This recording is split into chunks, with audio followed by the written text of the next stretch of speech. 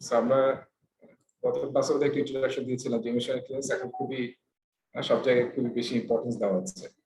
তবে এটার ভালো কোনো বাংলা আছে বলে আমার কাছে মনে হয় না, কারণ অনেকে অনেক বাংলা করতেছে। কারো মনে হয় কি এটা বাংলা কি হবে, ইমোশনাল ইন্টেলিজেন্স এর বাংলা কি? কারো আইডিয়া? ইমোশনাল কিছু কিছু শব্দের আসলে বাংলা করে এটা মনে হয় যে মিনিংটা থাকে, ঠিক হয় না আসলে। তাহলে ইমোশনাল ইন্টেলিজেন্স আমরা কি বলতে পারি?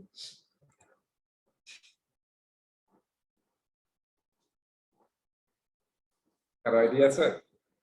মানে অনেক বই, দুইটা বই বই পড়লাম আমি, বাংলা বই লিখেছে দুইজন।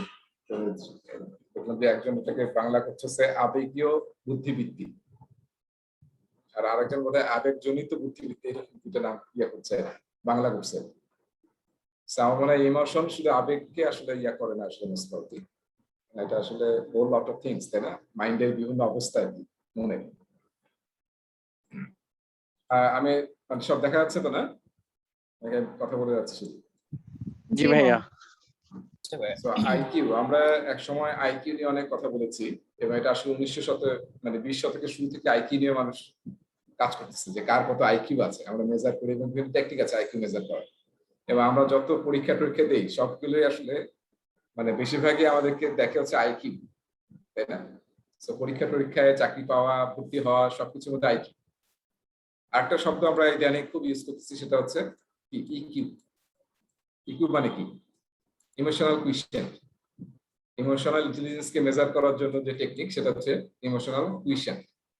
এবং এটাও কিন্তু এখন অনেক পপুলার, এবং এটাও কিভাবে আপনি মেজার করবেন, আপনার ইমোশনাল কুইশেন্ট কিরকম সেটাও আপনি মেজার করতে পারবেন, নানান টেকনিক আছে।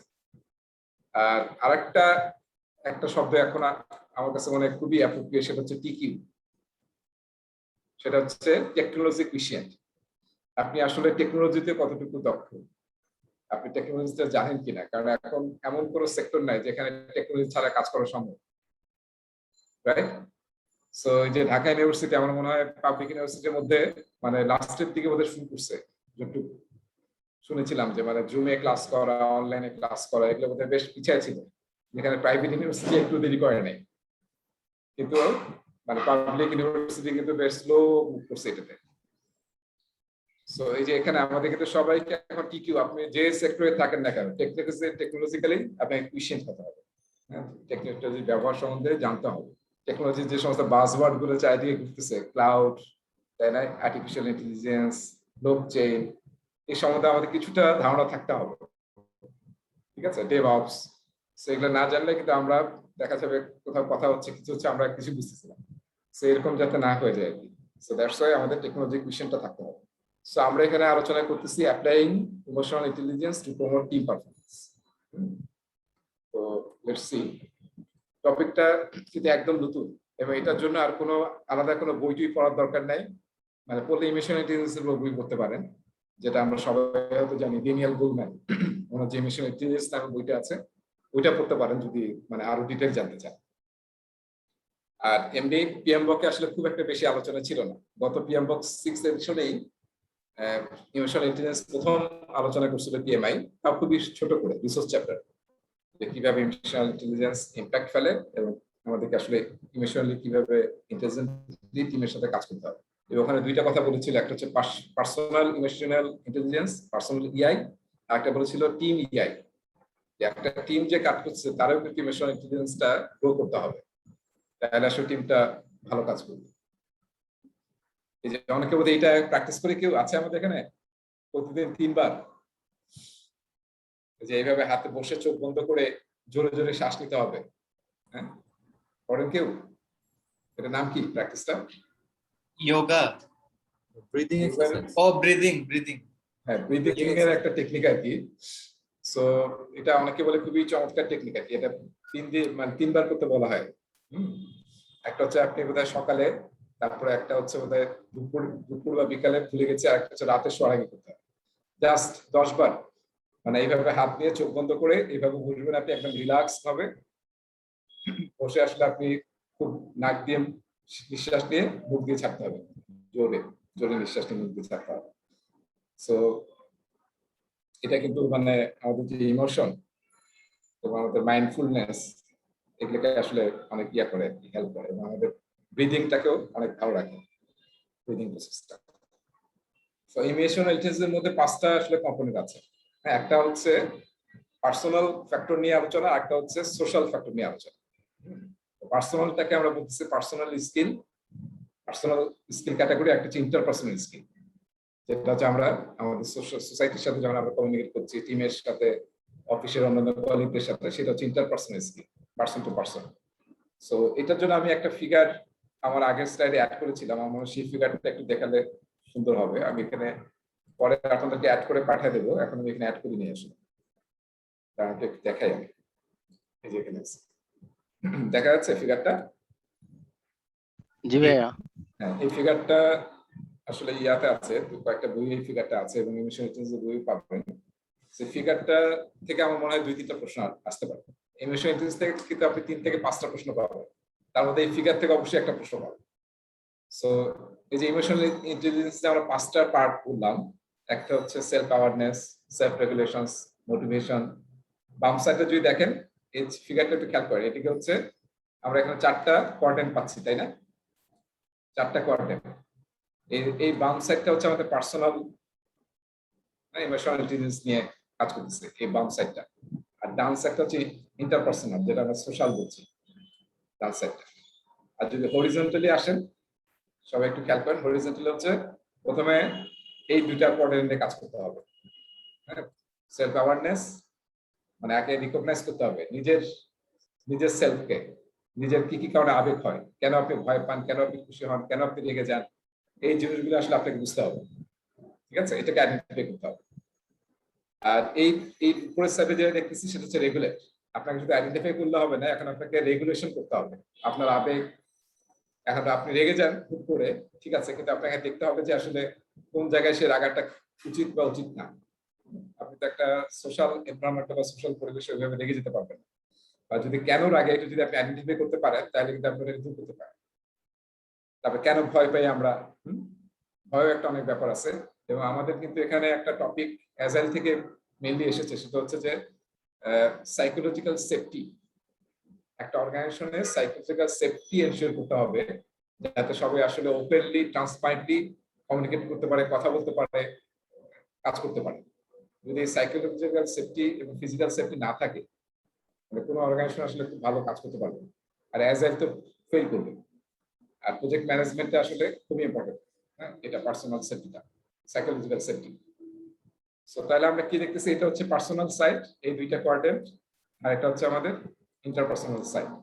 এবং প্রথমে রিকগনাইজ করতে হবে, দুইটা সেক্টরই প্রথমে রিকগনাইজ করতে হবে, পরে প্রত্যেককে রেগুলেট করতে হবে। তারপরে আমার পার্সোনাল সেলফ অ্যাওয়ারনেসকে আগে জানতে হবে, তারপর আমি সেলফ রেগুলেশন দিয়ে সেটাকে মানে রেগুলেট করব, যে কখন কোনটা আমার করা উচিত বা করা উচিত না, কোন স্টেজে, কোন সময়। আর সেম আমি যখন ডান দিক নিয়ে কাজ করব, তখন আসলে সোশ্যাল অ্যাওয়ারনেস গুলো বুঝতে হবে, অন্যের চোখে তাকাতে হবে, এমপ্যাথি, যে অন্য আসলে কিভাবে জিনিসটা দেখছে, সহানুভূতি থাকতে হবে। তো সেটা রিকগনাইজ করতে হবে ফার্স্টে, আপনার আশেপাশের লোকজনকে, আপনার আপনার বাসার লোকজন থেকে শুরু করে অফিস, আপনার টিম, সবাই। এবং সেটাকে রেগুলেট করতে হবে, যে আপনি তাহলে এখন তাদের সাথে কিভাবে বিহেভ করবেন, যাতে টিমটা একসাথে কোঅ্যাসিভলি সলিডারিটি এবং ইউনিটি মেইনটেইন করতে পারে। সেটা হচ্ছে সোশ্যাল স্কিল আপনাকে অ্যাপ্লাই করতে হবে। এই প্রতিটা, এই যে 5টা আমরা এলিমেন্ট দেখতেছি, প্রতিটারই অনেকগুলো অ্যাট্রিবিউট আছে। এটা নিয়ে দেখবেন স্টুডেন্ট ম্যানুয়ালে একটা প্রতিটা অ্যাট্রিবিউট নিয়ে খুবই ডিটেইল আছে। সো ওটা অবশ্যই পড়ে নিতে হবে একবার করে। আর এখানে একটু দেখেন, ছবিটা আসলে ইন্টারপ্রেট করতে হয় এইভাবে, এই যে এইভাবে, এই যে আমি দেখাচ্ছি, দেখেন, রিকগনাইজ, এটা হচ্ছে আপনাদের, আর এটা হচ্ছে রেগুলেট। আর আসলে কিভাবে আপনি কাজ করবেন, আগে হচ্ছে সেলফ অ্যাওয়ারনেস জানতে হবে, তারপর সেলফ রেগুলেট করবেন, তারপরে চলে আসবেন সোশ্যাল অ্যাওয়ারনেস, আপনার আশেপাশে কি ঘটছে, কারা কিরকম, কেউ আপনার সাথে রেগে যাচ্ছে, এটা কিন্তু আমি যদি টিমে অনেকদিন ধরে কাজ করি তাহলে বোঝা যায় না। যাতে বাচ্চা আছে, দেখবেন বাচ্চা কি রেগে যাচ্ছে, না এখন কাঁদবে, নাকি এখন হাসবে, এটা কিন্তু তার ফেস দেখে বোঝা যায়। এটা কিন্তু আপনার টিমের মধ্যে এটা বুঝতে হবে, যে সে আসলে যে কথা বলছে, তার ফেসিয়াল এক্সপ্রেশন থেকে আসলে বুঝতে হবে আপনাকে, যে সে এখন আসলে কোন মুডে আছে, সে অনুযায়ী আপনাকে বিহেভ করতে হবে। এবং তারপরে আসলে আপনি সোশ্যাল স্কিলগুলো অ্যাপ্লাই করবেন রেগুলেট করার জন্য। সেইভাবে কিন্তু এই জিনিসটা টেবিলটা আসলে কাজ করবে। ঠিক আছে, আমি তাহলে আগের ইয়াতে চলে যাই। এই 5টা কম্পোনেন্ট এলিমেন্টস নিয়ে এখানে বলা হয়েছে। তার মধ্যে মোটিভেশন আসলে আপনাকে আপনার শুধু এক জায়গায় বসে থাকলে হবে না, আপনার পারফরমেন্সকে অলওয়েজ সেলফ মোটিভেশনের থ্রুতে এবং আরো জায়গায় পারেন মোটিভেশন করে আসলে প্রতিটা ক্ষেত্রেই আপনার self awareness, self regulation, social skill, empathy সবগুলিকে আপনার পারফরমেন্স বাড়াতে হবে। সো দেখেন সেলফ অ্যাওয়ারনেস এর আবার অনেকগুলো এলিমেন্টস আছে। সেলফ অ্যাওয়ারনেস এর মধ্যে একটা হচ্ছে ইমোশনাল অ্যাওয়ারনেস, তারপর হচ্ছে অ্যাকুরেট সেলফ অ্যাসেসমেন্ট, আপনি নিজেকে সেলফ অ্যাসেস করতে হবে। আপনি ওই যে আপনার অনেক ব্লাইন্ড স্পট থাকে কিন্তু, তাই না? Becoming aware of blind spot, আপনার নিজেরও কিন্তু ব্লাইন্ড স্পট আছে। এটা কিন্তু আমরা অনেক সময় নিজেরা হয়তো বের করতে পারবো না। এটা কি করতে হবে? এই জন্য মানুষ হচ্ছে আয়না, তাই না? কারো হেল্প নিতে হবে যে আমি আসলে আর নিজেও একটু যদি আপনি অ্যানালাইসিস করেন তাহলে বুঝতে পারবেন যে আপনার ব্লাইন্ড স্পট গুলো কোথায় কোথায় আছে, তাই না? আমরা এখানে অনেকে আছে খুবই শান্তশিষ্ট, কিন্তু হঠাৎ দেখা যায় যে খুবই রেগে যায়, তাই না? আবার অনেকে আছে যে আমার মানে কোনো মানুষকে দেখলে হয়তো নেগেটিভ ধারণা করি, তার কোনো কিছু জানি না তার আগে নেগেটিভ ধারণা করি। সো এগুলো এগুলো হচ্ছে আমাদের ব্লাইন্ড স্পট, সেগুলো আসলে রিমুভ করতে হবে। তারপর সেলফ কনফিডেন্স আমাদের বাড়াতে হবে। সো এগুলো হচ্ছে সেলফ অ্যাওয়ারনেস এলিমেন্টস। এবং সেলফ এরপর আপনি কি করতে হবে? সেলফ রেগুলেট করতে হবে। সেই এলিমেন্ট গুলো কি কি আপনি ইউজ করবেন? সেলফ কন্ট্রোল করতে হবে, তারপরে ট্রান্সঅর্টিনেস বাড়াতে হবে, যাদের সাথে আপনি কাজ করতেছেন, আপনি আপনি অ্যাজ এ পার্সন যাদের সাথে কাজ করতেছেন, যাদের সাথে মিশতেছেন, তাদের সাথে কনসিয়াসনেস থাকতে হবে। ভেরি ইম্পর্টেন্ট, তাই না? কোন জায়গায় কি করব, কি করা উচিত, কোন কথা বলা উচিত, কোন কথা বলা উচিত না, এই জিনিসগুলো কিন্তু আমাদের ধীরে ধীরে গ্রো হয়, তাই না? ছোটবেলায় হয়তো আমরা হুটহাট কোনো একটা কথা বলে ফেলতাম। তো এই জন্য কিন্তু বলা হয় ইমোশনাল ইন্টেলিজেন্স কিন্তু বয়সের সাথে সাথে বাড়তে থাকে। যেখানে আইকিউ বয়সের সাথে কমতে থাকে, কিন্তু ইমোশনাল ইন্টেলিজেন্স কিন্তু বয়সের সাথে বাড়তে থাকে। তারপর অ্যাডাপ্টিবিলিটি, হ্যাঁ, কোন মানে যে কোনো সিচুয়েশন আপনাকে অ্যাডাপ্ট করতে হবে। এটা আসলে মানুষ তাদের অ্যাডাপ্টিবিলিটি ক্ষমতার জন্যই কিন্তু এখনো মানে ওয়ার্ল্ডে টিকে আছে, তাই না? এই যে কোভিড এর যে সিচুয়েশন, চিন্তা করেন, মানে এইভাবে তো আমরা কেউ ফেস করিনি এখানে, আমাদের হোল লাইফে আমরা কেউ ফেস করিনি। তবে আমার মায়ের কাছে শুনেছি যে ওনারা যখন ছোট ছিলেন, ছোট মানে একদম কিডস, সেই সময় নাকি ওই যে ইয়ার সমস্যা হয়েছিল, কলেরা কিংবা ওই যে ওলা ওঠা বলে, তাই না? ওলা ওঠা, ওলা ওঠা, আর একটা ছিল আপনার ওই যে কি বলে চিকেন পক্স। এটা যে কোনো একটার কারণে আসলে এই সময় ওনারাও ছোটবেলায় নাকি এরকম হয়েছিল, একদম ঘর বন্দি হয়েছিলেন নাকি। হ্যাঁ, তো সে সময় টিনে টিনে বাড়িটারি দিয়ে আসলে সবাইকে ভয় রাখা হতো, এবং তখন আসলে খুবই সিরিয়াস ছিল।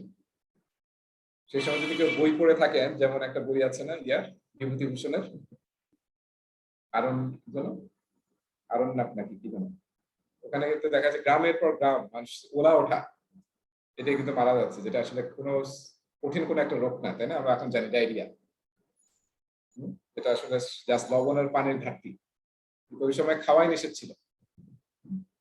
ওই আরণ্যের গল্পতে দেখা যায় যে একজন ফ্যামিলির সবাই মারা যাচ্ছে, যিনি গৃহবধূ ছিলেন উনিও জাস্ট একদম খারাপ অবস্থায়, খাবারের মধ্যে মাছি ইয়াটিয়া, কিন্তু কেউ খাইতে দিচ্ছে না, কেউ পানি দিচ্ছে না, ভাবতেছে পানি দিলে হয়তো আরো মারা যাবে কুইকলি, কিন্তু দেখেন উল্টা আসলে জিনিসটা। আর অলওয়েজ ইনোভেট করতে হবে, ইনোভেটিভ হতে হবে আপনাদেরকে, ঠিক আছে? ইনোভেশন ফাইন্ড আউট করতে হবে, নতুন ভাবে কিভাবে কাজ করা যায়, নতুন ভাবে চিন্তা ভাবনা করা। কোনো কিছু কিন্তু কনস্ট্যান্ট না, গত ক্লাসে আমরা পড়েছিলাম মনে হয়, knowledge is not constant. So আপনাকে ইনোভেটিভ হতে হবে। অলরাইট, সো ইন্টারপার্সোনাল এবং টিম স্কিল, এগুলো হচ্ছে তার এলিমেন্টস এর মধ্যে active listening, communication styles assessment, তারপরে influencing, motivation, nominal group technique, political awareness, transparency.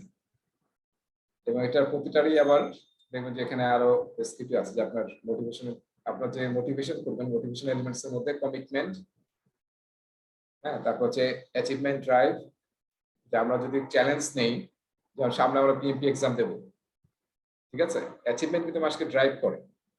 আপনি যখন কোনো একটা ব্যাপারে পরীক্ষার জন্য একটা মাইন্ডসেট তৈরি করবেন, এবং যত পরীক্ষার সময় কি হয় মানে কাছাকাছি হয়, তত কিন্তু আমাদের দেখবেন যে আমাদের মনোযোগ, তারপরে আমাদের ব্রেন দেখবেন যে খুলে যায়, তাই না? এটা কিন্তু একটা এনজয়েবল, আমার মনে হয় খুব একটা এনজয়েবলের সময়।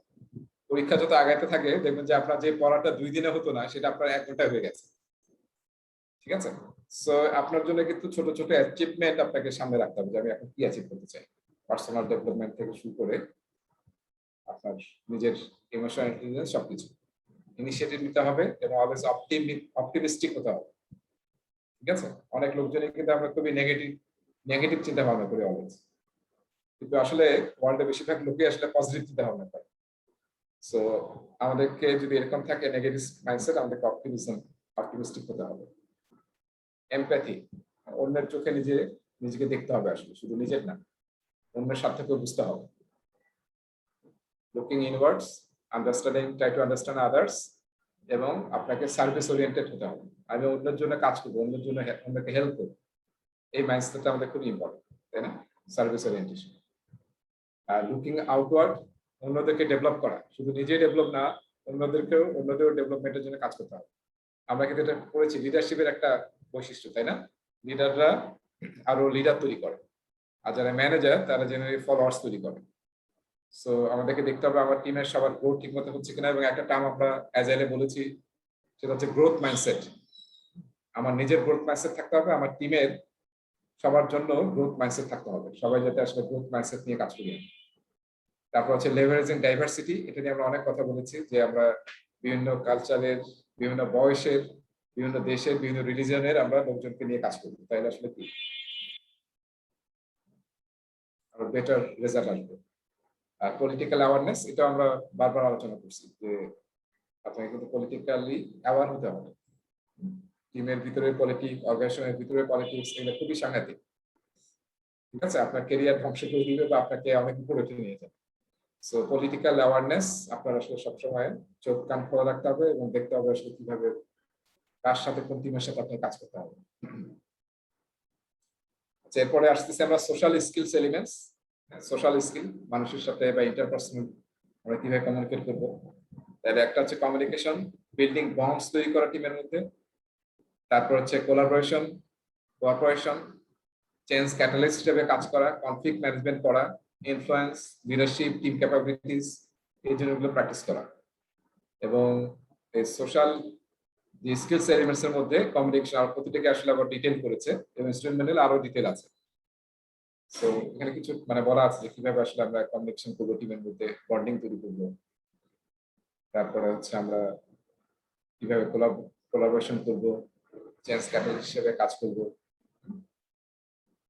এগুলো জাস্ট করে নিতে হবে আর কি। কনফ্লিক্ট ম্যানেজমেন্ট কিভাবে করবো, এটা নিয়ে গত ক্লাসে আমরা আলোচনা করেছিলাম। ইনফ্লুয়েন্স করতে হবে।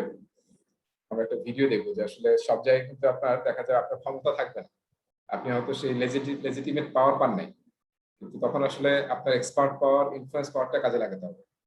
লিডারদের কিন্তু একটা বড় পাওয়ার হচ্ছে influence power.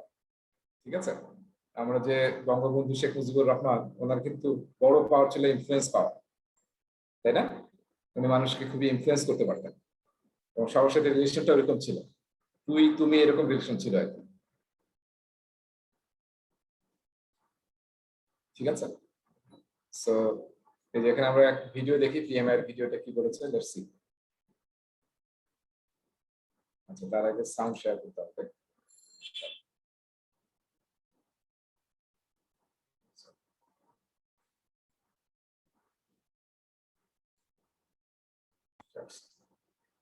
Welcome to the Project Management Institute's Spotlight series. Now we'll turn our spotlight on using social skills to build relationships. You're great at your job, but sometimes you wish you didn't have to deal with other people. Work relationships can be, well, a lot of work, and you've got better things to do. You have no patience for people who complain, gossip, or don't meet your performance standards. Will building rapport with colleagues make that much of a difference in your career? Try these strategies and find out.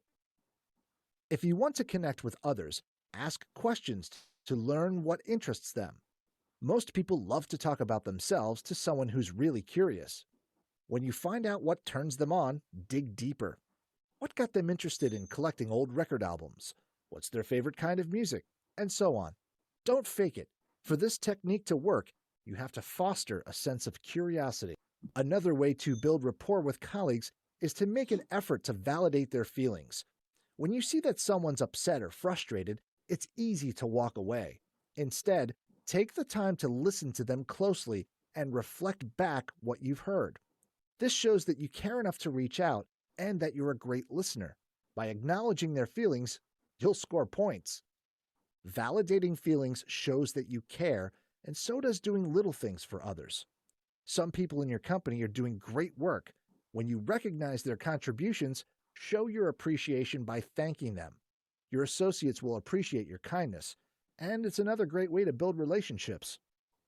You probably won't like everybody, but you can use your social skills to maintain harmony in difficult situations too. Use empathy to put yourself in their shoes.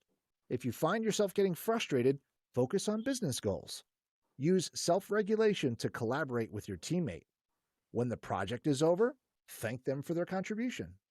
Another way to bond with your associates is by accepting their appraisal and taking it seriously. It's not always easy to receive constructive feedback. Try to look at it as an opportunity to grow and improve.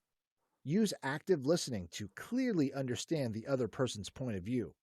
Even if you don't agree with them, thank them for the effort they've made. Because it's not easy to give criticism either.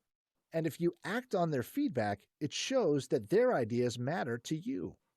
Another way to let colleagues know that their ideas and feelings matter is to tell them why you made a decision that affects them. It's about treating people like adults. As a young child, your parents made decisions for you without explaining. That might have been okay then, but now you should try to empathize with your colleagues. Think about how they might feel if you leave them in the dark. They'll appreciate it when you're open about your reasons for the decision and how it will impact them. And that's how to build rapport with emotional intelligence. Thanks for using the PMI's Spotlight on Using Social Skills to Build Relationships.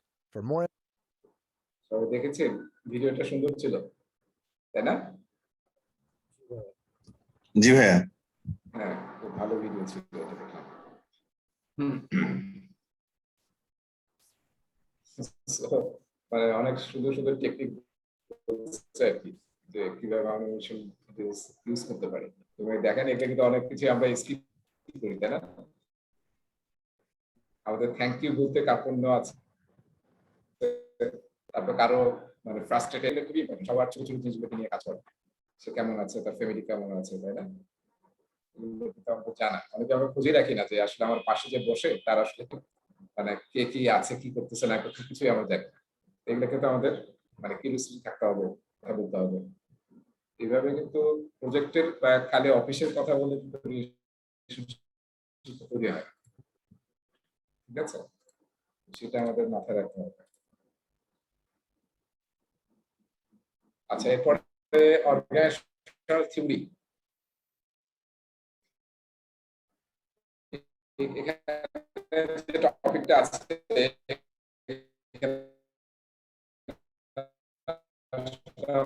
কিছু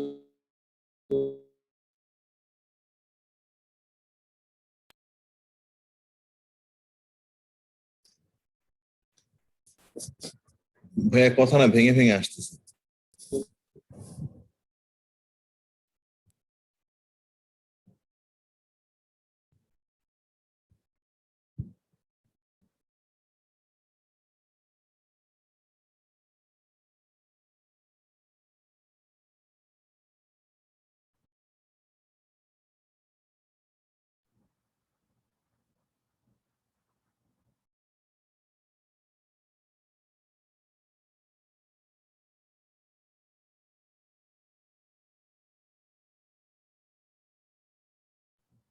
ভাইয়া মনে হয় নেটে disturb হচ্ছে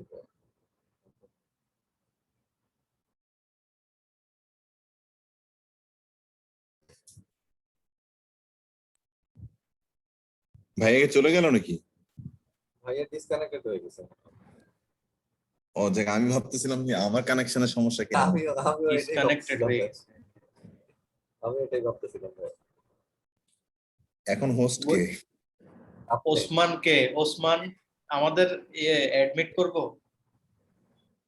হ্যাঁ admit করেন admit করব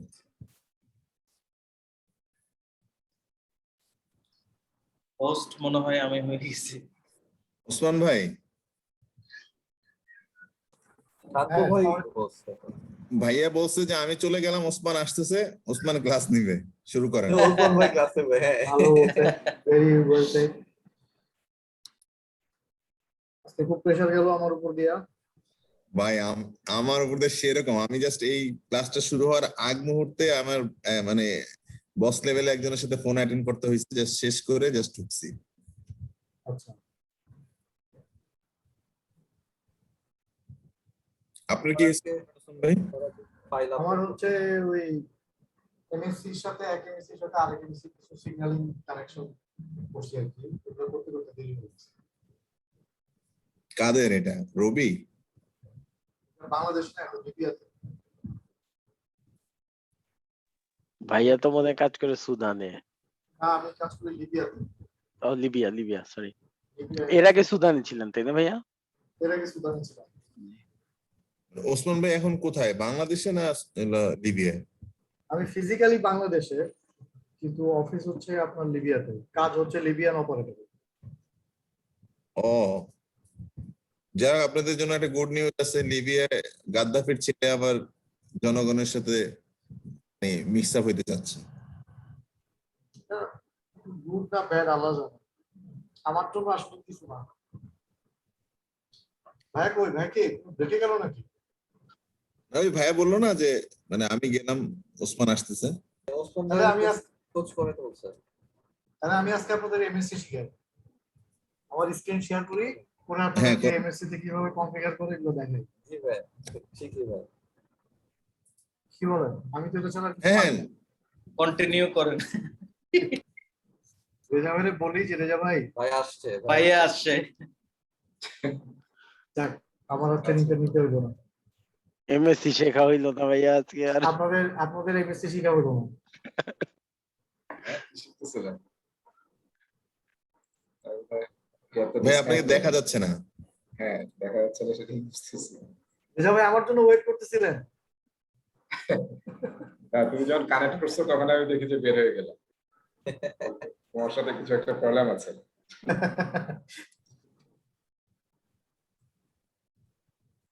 যে ইয়া দেখলাম যে কোন ডেফিনেশন দিছে, স্টুডেন্ট ম্যানুয়ালে আছে তাই না, ডেফিনেশনটা ইমোশনাল ইন্টেলিজেন্সের। জি ভাই। ডেফিনেশনটা সুন্দর আছে আর কি স্টুডেন্ট ম্যানুয়ালে।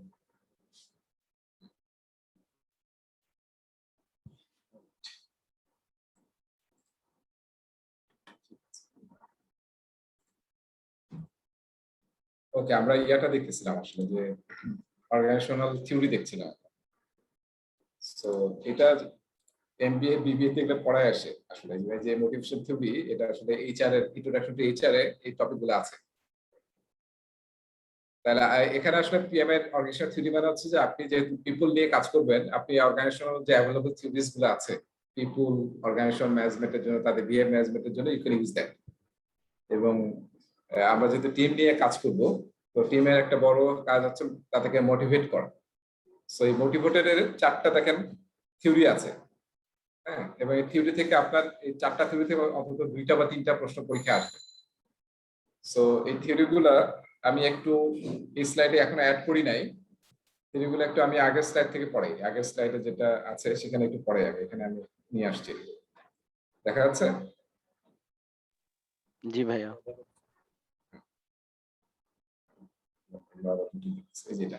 সো প্রথম হচ্ছে আমাদের মাসলোস থিওরি, মাসলোস হায়ারার্কি অফ নিডস।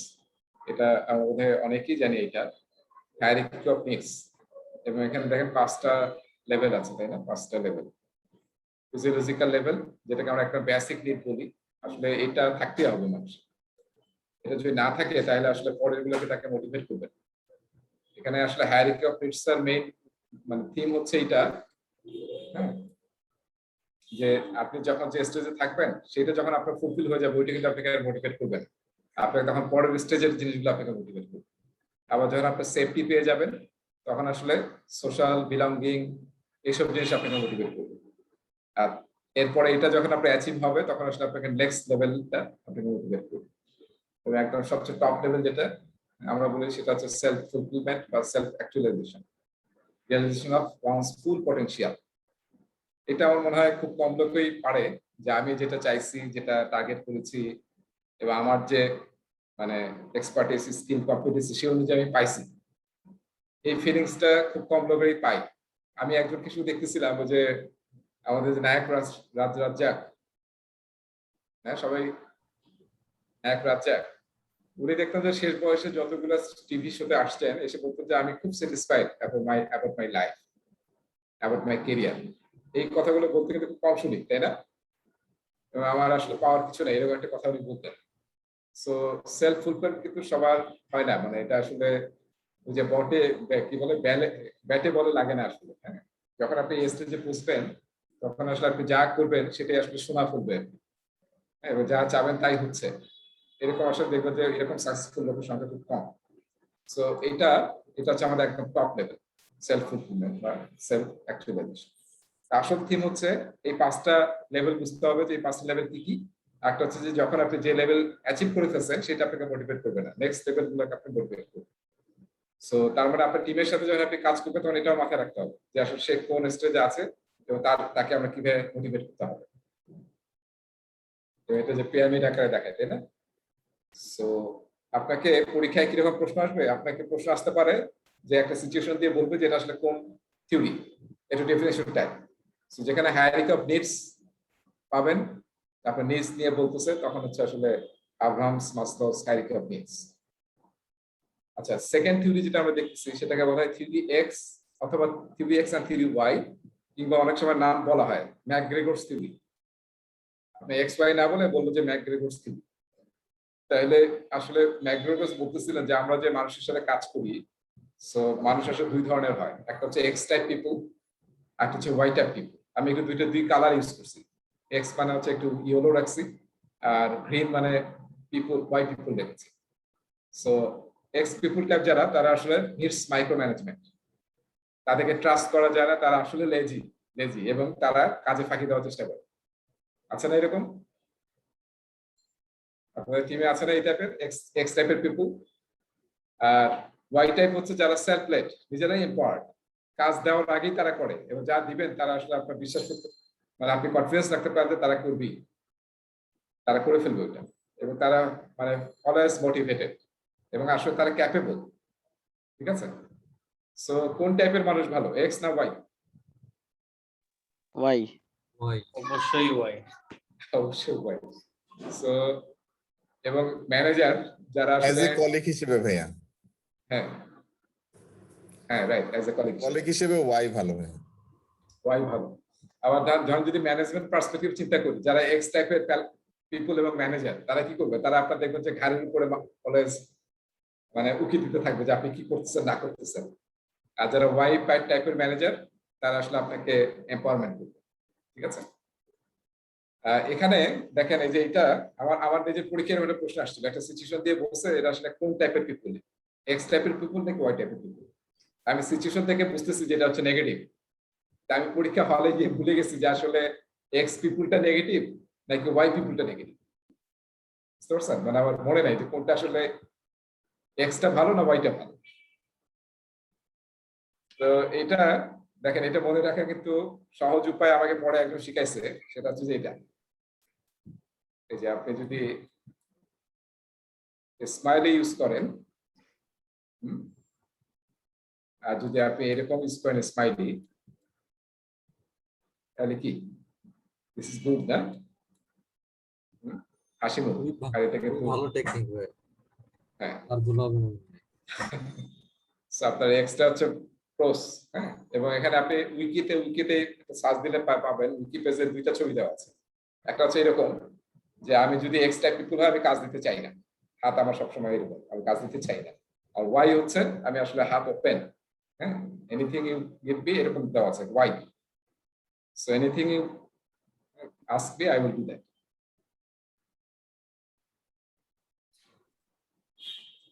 আচ্ছা, এরপরে আসি মোটিভেটিং থিওরি, হার্সবার্গ থিওরি কিংবা হাইজিন থিওরি বলা হয় এটাকে। হাইজিন থিওরি বলা হয়। এটা দেখেন দুইটা লেভেল। এই স্লাইডগুলো আপনার দিয়ে দেবো, কারণ আমি ডান দিকে অনেকগুলো নোট দিয়েছি, ডানে বামে, যেটা আসলে আপনাদের কাজে লাগবে। সো এখানে হচ্ছে যে আপনার আসলে হাইজিন নিচের লেভেলটা দেখেন, মাস্ট এক্সিস্ট ফার্স্ট, এবং এগুলোকে বলা হয় হাইজিন এজেন্ট। এগুলো যদি না থাকে এই পরের এজেন্ট গুলো উপরের এজেন্ট গুলো কোনটা কাজ করবে না। সো আপনার আসলে থাকতে হবে, জব সিকিউরিটি থাকতে হবে, কোম্পানি যে কোম্পানিতে জব করছেন তার পলিসি ভালো হতে হবে, পেচেক পেচেক একটা মুভি ছিল, কেউ দেখছেন পেচেক মুভি? খুব ভালো লাগছিল আমার, হলিউডের মুভি ছিল পেচেক, মানে সায়েন্টিফিক ইয়ার। আচ্ছা পেচেক মানে কি তাহলে? পেচেক মানে আমরা টাইমলি স্যালারি পাই। আচ্ছা এখানে আমার একটা প্রশ্ন করার ইচ্ছা হচ্ছে ইয়াকে, শুভ বা সরকারি এখানে যে আছেন, আপনার কি বেতন এখন টাইমলি পাচ্ছেন নাকি বেতন আগে পিছিয়ে পাইতেছেন? টাইমলি পাচ্ছি। টাইমলি পাচ্ছেন না? জি। আচ্ছা আচ্ছা, সবাই পাচ্ছেন নাকি আমি জানি না, সরকারি অনেক জায়গায় যেমন ছোট ভাই ডক্টর, সে নাকি মাঝে মাঝে দেরি স্যালারি পাই দেখলাম। এরকম বোধহয় কিছু আছে কাহিনী মনে হচ্ছে। আচ্ছা দেখেন, acceptable working condition, relationship with coworkers, এগুলো আসলে আপনার হাইজিন ফ্যাক্টরস, ঠিক আছে? এগুলো আপনার থাকতে হবে। এরপরে এটা যদি না থাকে তাহলে কিন্তু এই মোটিভেটিং এজেন্ট দিয়ে কোনো কাজ হবে না। আপনি বেতন পান না ঠিক মতো, এইসব আপনাকে রিকগনিশন দিয়ে কোনো লাভ নেই, ঠিক আছে? কোম্পানির পলিসি ভালো না, আপনাকে কিন্তু এই যে উপরের জিনিসগুলো কিন্তু আপনাকে মানে সহজে মোটিভেট করতে পারবে না। এগুলো আসলে প্রথমে থাকতে হবে। এগুলো যদি থাকে তার সাথে সাথে আপনার এই জিনিসগুলো আরো কিন্তু মোটিভেশন বাড়াবে। আপনার জবে অপরচুনিটি আছে, গ্রোথ আছে ক্যারিয়ারে, আপনি দেখতে পাচ্ছেন আপনার সামনে কত পাথ আছে, তাহলে কিন্তু আপনি মোটিভেটেড থাকবেন, তাই না শান্ত? নাকি যখন দেখবো যে কোনো পাথ নাই সামনে, তখন কিন্তু আমরা ধীরে ধীরে ডিমোটিভেট হয়ে থাকি। রেসপন্সিবিলিটি খুবই ইম্পর্টেন্ট। আমাদের যত মানে এজ বাড়তে থাকে, তারপরে ক্যারিয়ারে যখন আমাদের বাড়তে থাকে যে আমি 10 বছর 15 বছর জব করছি, আমরা একটা আরো রেসপন্সিবিলিটি চাই, কারণ আমি সেটা মানে করতে ইচ্ছুক এবং করতে পছন্দ করি। কিন্তু দেখা যায় যে আমি রেসপন্সিবিলিটি পাচ্ছি না। যে আছে না যে কি করে রাখে যেন গভর্নমেন্টে মাঝে মাঝে আমাকে মানে সিনিয়র অ্যাসিস্ট্যান্ট সেক্রেটারি বা ডেপুটি সেক্রেটারি, এরপরে কোনো ওএসডি করে রাখে, কোনো প্রমোশন নাই। আমার ব্যাচের সবাই হয়তো জয়েন্ট সেক্রেটারি হয়ে গেছে, আমি হয় সিনিয়র অ্যাসিস্ট্যান্ট সেক্রেটারি হয়ে আছি কিংবা জাস্ট ডেপুটি সেক্রেটারি হয়ে পড়ে আছি। সো এগুলো কিন্তু আসলে আমাদেরকে ডিমোটিভেট করে ফেলে। অ্যাপ্রিসিয়েশন, রিকগনিশন, তারপরে এডুকেশন অ্যাডভান্সমেন্ট, এগুলো আছে কিনা, ঠিক আছে? এটা কিন্তু এই জন্য ভালো অর্গানাইজেশন যদি চিন্তা করেন, তাই দেখবেন যে এরা এগুলো কিন্তু খুবই ফোকাস, সবাই শিখতে পারছে কিনা, সবার নলেজ লার্নিং, বিভিন্ন professional certification, degrees, even university degrees, এগুলো কিন্তু কি করা হয়? অ্যাপ্রিসিয়েট করা হয়। এবং গভর্নমেন্টে কিন্তু প্রচন্ডভাবে অ্যাপ্রিসিয়েট করা হয়। গভর্নমেন্টের এমপ্লয়ীদের মধ্যে এটা কিন্তু এখন অনেক বেড়ে গেছে। সবাই দেখবেন ডক্টরেট করা, পিএইচডি করা অনেক লোকজন কিন্তু আছে সরকারি বিভিন্ন সেক্টরে, বিভিন্ন মিনিস্ট্রি, এবং দিস ইজ গুড। আচ্ছা এরপর আরেকটা আমরা থিওরি দেখছি, এটা লাস্ট, সেটা হচ্ছে ম্যাকস্ল্যান্ডার্স থিওরি অফ নিডস। এখানে দেখেন, এখানে আসলে 3টা ভাগে ভাগ করা হয়েছে মানুষকে, এবং কিছু কিছু মানুষ দেখবেন যারা আসলে পাওয়ার পছন্দ করে, ঠিক আছে? পাওয়ার দিলে সে খুব কাজ করে, হ্যাঁ তুমি এই টিমটা ম্যানেজ করবে, তোমাকে এই কাজটা দিলাম, তো তখন দেখবেন যে খুব দূরে দূরে কাজ করতেছে। দেখতে হবে আপনার টিমে আসলে কে কোনটা পছন্দ করে, তাকে ওই ধরনের কাজ দিতে হবে। পাওয়ার, অ্যাফিলিয়েশন, অনেকে অ্যাফিলিয়েটেড, সোশ্যাল, তারপরে ওই যে ভলান্টিয়ারি কাজ করে, এগুলো খুব পছন্দ করে, আর সবাই আবার এগুলো পারে না। তো আপনাকে সেই ধরনের লোকদেরকে আপনাকে অ্যাফিলিয়েশনের মাধ্যমে আসলে মোটিভেট করতে হবে, তাহলে এটা পেলে আসলে মোটিভেট। আর কিছু লোক আছে অ্যাচিভমেন্ট চায়, তারা টার্গেট চায় যে আমার এরকম, এবং টার্গেটটা চায় চ্যালেঞ্জিং টার্গেট। যারা অ্যাচিভমেন্ট টাইপের লোকজন, তারা কিন্তু যদি অ্যাচিভমেন্ট না থাকে তাহলে কিন্তু তারা ডিমোটিভেটেড হয়ে যায়, এবং যদি চ্যালেঞ্জিং জব তাদের সামনে না থাকে তাদের পারফরমেন্স কমে যায় এবং তারা ডিমোটিভেশনে থাকে। যত চ্যালেঞ্জ দিবেন তাদের আসলে মোটিভেশন তত বাড়তে থাকে, ঠিক আছে? আপনারা যে ক্রিকেট খেলা দেখছি না আমরা, যে মাইকেল বেভান দেখতাম, মানে অস্ট্রেলিয়া 5 নম্বর বা 6 নম্বরে কিন্তু 6 নম্বর মস্ত, তো যখন সব উইকেট পড়ে যাচ্ছে তখন বেভান এসে একাই ম্যাচ জিতে যাচ্ছে, তাই না? তো আসলে এই যে চ্যালেঞ্জ পাইলেই তার আসলে বেস্টটা বের হয়ে আসে। আবার এমন দেওয়া যাবে না, এখানে একটু বলে রাখতে হবে যে once the project that are challenging but are reachable, এটা মনে রাখতে হবে। অনেক সময় আমরা এমন চ্যালেঞ্জ দেবো না যেটা আসলে কোনোভাবে রিচ করা যায় না। আমি এমন একটা চ্যালেঞ্জ দিলাম যেটা দিয়ে মিটিমিটি হাসতেছি যে এটা কখনো পারবো না সে, এরকম দিলে আবার সে ফ্রাস্ট্রেটেড হয়ে যাবে, কারণ তার দরকার অ্যাচিভমেন্টটা। হ্যাঁ, এটা আমরা অনেক সময় বাচ্চাদের ক্ষেত্রে করি, কিন্তু এটাকে একটু অ্যাভয়েড করতে হবে যে আমরা বাচ্চাদেরকে খুব মানে ক্রুয়েল ব্যবহার করে হয়ে যায়, তোমাকে ফার্স্ট হতে হবে, তোমাকে সেকেন্ড হতে হবে, তোমাকে এত মার্কস পেতে হবে, না হলে চিৎকার চিল্লাচিল্লি, এইসব আসলে মানে অনেক সময় নেগেটিভ ইম্প্যাক্ট ফেলে। লাস্ট আরেকটা থিওরি আমরা দেখতেছি এক্সপেক্টেন্সি থিওরি। এটা আসলে নাই, এবার ওই যে স্টুডেন্ট ম্যানুয়ালে আপনাদের এটা আলোচনা নাই, তাও একটু আমরা এখানে বলে নিচ্ছি যেহেতু এটা আগে ছিল। সেটা হচ্ছে যে আমরা যে চাকরি করতেছি এমপ্লয়িরা, আমরা এফোর্ট দিই, এবং এফোর্টটা দিলে আমার কি হবে, আমাদের ধারণা কি, আমি যদি বেশি এফোর্ট দিই তাহলে আমার জবের পারফরমেন্সটা বেশি হবে। আমাদের যে কেপিআই সেট করা হয় না পারফরমেন্স অ্যাসেসমেন্টের জন্য 6 মাসের বা 1 বছরের, তো এফোর্ট যদি আমি বেশি দিই তাহলে আমার জব পারফরমেন্স ভালো হবে এবং আই উইল গেট রিওয়ার্ড। এটা হচ্ছে এক্সপেক্টেন্সি থিওরি, এবং এই আশায় কিন্তু এমপ্লয়িরা কাজ করতে থাকে।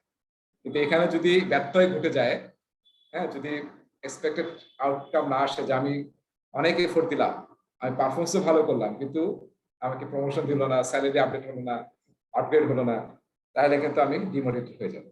ঠিক আছে, দেখেন এই জিনিসগুলো কিন্তু মাথায় রাখতে হবে। আপনি অ্যাজ এ ম্যানেজার বা আপনি টপে আছেন, আপনার টিমের কিন্তু এসব নিয়ে চিন্তা ভাবনা করতে হবে। আর অ্যাজ এ টিম কিন্তু দুইটা জিনিস মেজার করে। একটা হচ্ছে আপনার এমপিরিক্যাল মেজারমেন্ট করা হচ্ছে প্রজেক্টের কয়টা স্টোরি পয়েন্ট ডেলিভারি দিতে পারছেন বা কয়টা স্কোপ ডেলিভারি দিতে পারছেন। এর সাথে সাথে কিন্তু আমরা আরেকটা জিনিস মেজার করি, কোয়ালিটেটিভ মেজার। সেটা হচ্ছে আমার টিম মোটিভেটেড আছে কিনা, আমার টিমের হ্যাপিনেস ম্যাট্রিক্সের কি অবস্থা, হ্যাঁ, আমাদের টিমের মধ্যে সমন্বয়টা কিরকম হচ্ছে, সবার মধ্যে রিলেশনশিপটা কিরকম, এগুলো কিন্তু কোয়ালিটেটিভ মেজার। সেটা শুধু অ্যাজাইলে না, আমরা সব প্রজেক্টই আসলে মেজার করতে হবে। কারণ যখন টিমের মোটিভেশন বেশি থাকবে তখন কিন্তু প্রোডাক্টিভিটি অনেক হাই থাকবে। আর যদি মোটিভেশন নিচের দিকে থাকে, ওই টিমকে দিয়ে আপনি আসলে উল্টা কার্ভ পাবেন না যে তাদের প্রোডাক্টিভিটি হাই। সো এমপ্লয়ি কিন্তু আসল, অনেকে দেখা যায় কাস্টমার করে, তার আগে আসলে কি এমপ্লয়ি ফোকাস হওয়া দরকার।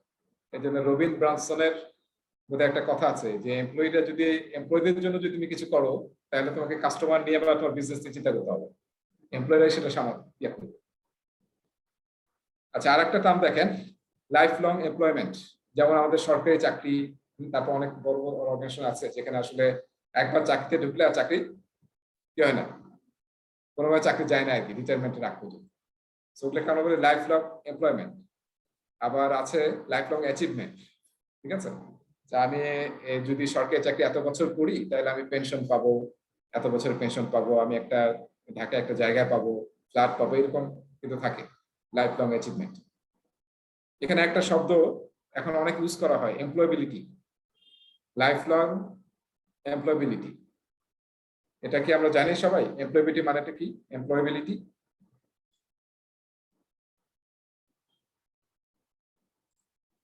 এটা শব্দটার মানে কি? উসমান, তার সুবোধ? হ্যাঁ, আমার যেটা ধারণা করতেছি সেটা হলো যে তার সক্ষমতা আছে কিনা যতদিন কাজ করবে, টিল এমপ্লয়াবিলিটি। পেনশনের কথা বলতেছেন না, এমপ্লয়াবিলিটি লাইফ মানে এমপ্লয়াবিলিটি শব্দটার মানে কি সেটা জিজ্ঞাসা করতেছিলাম। যতদিন পর্যন্ত সে সক্ষম ততদিন কাজ করার যে স্কোপ, এরকম কিছু কি সেই চাকরিতে নিয়োগ দিতে পারে কিনা। হ্যাঁ, মানে চাকরি করার জন্য, তারপর চাকরি শুধু পাওয়া না, চাকরিতে আপনি টিকে থাকবেন, তা আপনাকে তো অলওয়েজ নিজেকে ফিট রাখতে হবে, এমপ্লয়েবল রাখতে হবে। আপনার স্কিল, আপনার কম্পিটেন্সি, আপনার নলেজ, সেগুলা চাকরি পাওয়ার সময় যেরকম লাগবে, চাকরিতে সার্ভাইভ করার জন্য, ক্যারিয়ারের গ্রোথের জন্য, ঠিক আছে, সেটাও কিন্তু আপনার লাগবে, বিভিন্ন স্কিলস, নলেজ, তারপর কম্পিটেন্সি, এবং এটা কিন্তু লাইফ লং রাখতে হবে।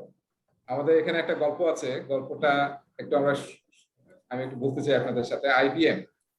আইবিএম আসলে টেকনোলজি যদি অর্গানাইজেশন বলেন তাহলে one of the oldest organisation technology, এবং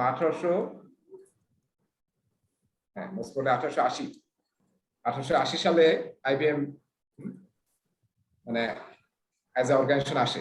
আইবিএম সবচেয়ে পুরনো অর্গানাইজেশন যদি আপনি আইটি টেকনোলজি বা এরকম ধরনের কথা বলেন। সো এই অর্গানাইজেশনের কিন্তু মাঝখানে 70s বা 80s এর দিকে কিন্তু এটা একদম পড়ে যাচ্ছিল, একদম ব্যাংকরাপ্ট হচ্ছিল আইবিএম। তো আইবিএম এর মধ্যে একটা এইচআর পলিসি ছিল যে লাইফ লং এমপ্লয়মেন্ট, এটা ছিল। যেমন আমাদের গভর্নমেন্ট জবে এটা আমাদের একটা মেইন পলিসি, তাই না, লাইফ লং এমপ্লয়মেন্ট, কারো চাকরি যাবে না। এবং আইবিএম এর আরো কিছু জিনিস ছিল যে আপনার এখানে যদি একবার চাকরি ঢোকেন তাহলে আপনার তো চাকরি থাকবেই, আপনার বাচ্চা কাছে তো চাকরি হবে, এবং আপনার ফ্যামিলিও একদম অ্যাটাচ আইবিএম এর সাথে, মানে এইভাবে তারা আসলে মোটিভেট করে এমপ্লয়ীদের। তো এইভাবে করতে গিয়ে যেটা প্রবলেম হয়ে গেল, খুবই সবাই রিল্যাক্টেন্ট হয়ে গেল যে আমার তো এখানে কোনো জব চাই না, হ্যাঁ আমার তো সব মানে আমি চাকরি যাবে, আমার ফ্যামিলির লোকজন চাকরি পাবে। সো এই যে ব্যাকগ্রাউন্ড হয়ে যাচ্ছিল, তার অন্যতম কারণ ছিল লাইফ লং এমপ্লয়মেন্ট। ঠিক আছে, কোনো নাই, চ্যালেঞ্জ নাই যে আমাকে ভালো করতে হবে, আমাকে শিখতে হবে। অ্যাজ এ অর্গানাইজেশন পার্সোনালি এবং অ্যাজ এ হোল আমাদেরকে মানে কম্পিটিটিভ থাকতে হবে। তো সেই সময় যে সিইও কে দেওয়া হয়, ওনার নামটা আমি ভুলে গেছি, উনি এসে এই পলিসিটা চেঞ্জ করলেন, করে বললেন যে লাইফ লং এমপ্লয়েবিলিটি হবে, আইবিএম এর পলিসি হবে লাইফ লং এমপ্লয়েবিলিটি। এমপ্লয়েবিলিটি বলতে উনি বলতেছিল দুইটা জিনিস, একটা হচ্ছে তোমাকে প্রুভ করতে হবে যে you are still employable at IBM, আর নাইলে তোমাকে ছাঁটাই করে দেবো, তোমাকে প্রুভ করতে হবে, মানে সবসময় প্রুভের মধ্যে রাখতে হবে তোমাকে, অলওয়েজ সিক ফর ইমপ্রুভমেন্ট। আর আমারও দায়িত্ব হচ্ছে অ্যাজ এ অর্গানাইজেশন যে আমি তোমাকে কিভাবে এমপ্লয়েবল রাখা যায়, কিভাবে তোমার কম্পিটেন্সি স্কিল নলেজ বাড়ানো যায়, সেটাও আমি চেষ্টা করব, তার জন্য আমি তোমাকে হেল্প করবো। কিন্তু রেসপন্সিবিলিটি উনি শেয়ার করে দিচ্ছেন, দুই পক্ষের হতে হবে, এখানে লাইফ লং এমপ্লয়মেন্ট কিন্তু এটা থাকে না। আমি খালি সব দায়িত্ব নিয়ে নিচ্ছি, তোমার কোনো সমস্যা নেই, আমি সব দেখছি।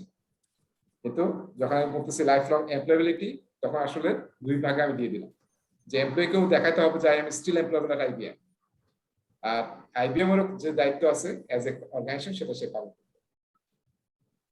তো এটার পরে কিন্তু পুরো অর্গানাইজেশন কিন্তু আবার মানে ইয়াতে চলে আসে আর কি, এবং আইবিএম স্টিল খুব ফ্যান্টাস্টিক জব করতেছে।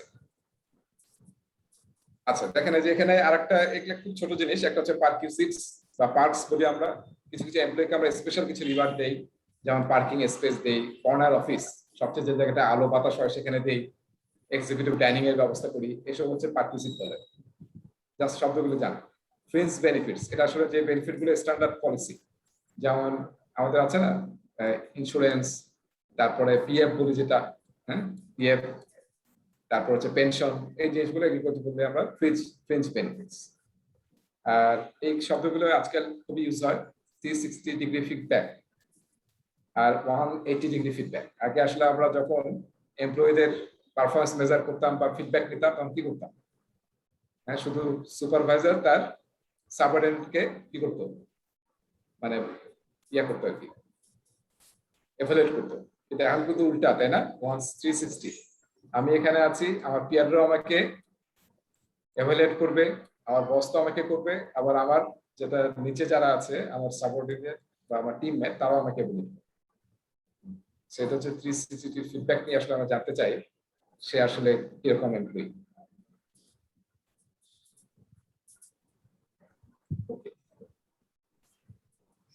ঠিক আছে, তাহলে এখানে আসলে র্যাপ আপ করা আছে, এই কথাগুলো খুবই সুন্দর কথা আছে। Recognise your own emotions and behaviours, assess how your emotions, attitude, actions, behaviour come to you, observe how your emotions affect those around you, খুব ইম্পর্টেন্ট, তাই না? Take note of physical non verbal cues of others. Cues of others মানে হচ্ছে signal, ওনাদের signal দেখে আপনি বুঝতে হবে সে আসলে এখন কিরকম অবস্থায় আছে, কোন মুডে আছে। such as shrug or smile, সে কি এখন হাসি খুশি আছে নাকি সে আসলে এটা কি মানে বিরক্ত হয়ে আছে, এরকম কথা। Interpret those cues against the context, situation and your emotions. ঠিক আছে, আমার বস খুব রেগে আছে, ফায়ার হয়ে আছে, এই সময় তো আপনি কোন একটা সিলি ব্যাপার দিয়ে বা কোন একটা সাইন হতে নাও যাই ভালো, তাই দেখা যাবে রিজেক্ট হয়ে গেছে সাইনটা। অন্য সময় হাসি খুশি থাকলে হয়তো ওই ব্যাপারটা সাইন হয়ে যেত। Remain mindful of the emotions of others. এই যে মাইন্ডফুল শব্দটা কিন্তু আমরা সবসময় ইউজ করি, তাই না? অলওয়েজ মাইন্ডফুল থাকতে হবে, কখন কি করছেন না করছেন, আপনার হাঁটা, আপনার চলা, আপনার কথা, সবকিছুর মধ্যে আসলে মাইন্ডফুলনেস থাকতে হবে।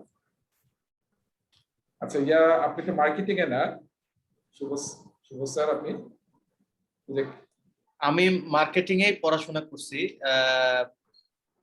But teacher international business department. আচ্ছা আচ্ছা, যে আপনাদের কি একটা হিন্দু স্যার ছিল না, হরিপদ ভট্টাচার্য? ও হ্যাঁ, হরিপদ ভট্টাচার্য স্যার, আমি ওনার ক্লাস করেছিলাম, মার্কেটিং এর একটা দুটো ক্লাস করেছি, খুব ভালো লাগছে, এত মজা করে ক্লাস নিত। হ্যাঁ স্যার খুব মজা করে ক্লাস নেয়। হ্যাঁ চমৎকার, মানে ক্লাসে খালি ভালো লাগতো। আচ্ছা, mirror the behaviors of others when suitable. হ্যাঁ ওসমান ওসমান কিছু বলতেছিলা? না না Practice controlling. কল আসছিল এই জন্য কলটা গেছে। Practice controlling or changing your emotions to better suit the situation. So এই গাইডলাইন গুলো আমাদের ইমোশনাল ইন্টেলিজেন্স থেকে মেইন শিক্ষা আর কি। ঠিক আছে, আমরা কিন্তু এই টপিকটা আমাদের লেসনটা শেষ হয়ে গেল। আমরা কিন্তু একটা লেসন শুধু বাদ দিয়ে গিয়েছিলাম। সেই লেসনটা কি? সেই লেসনটা তার এখন আমরা ফিল করব।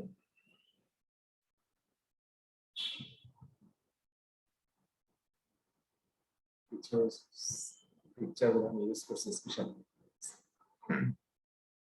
টপিকটা ছিল B.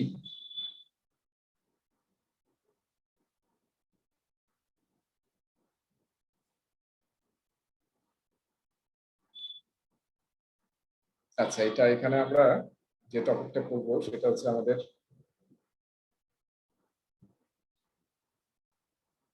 Support team performance. Support team performance আমাদের অন্য স্লাইডে আছে, আমাদের স্লাইডটা বের করে।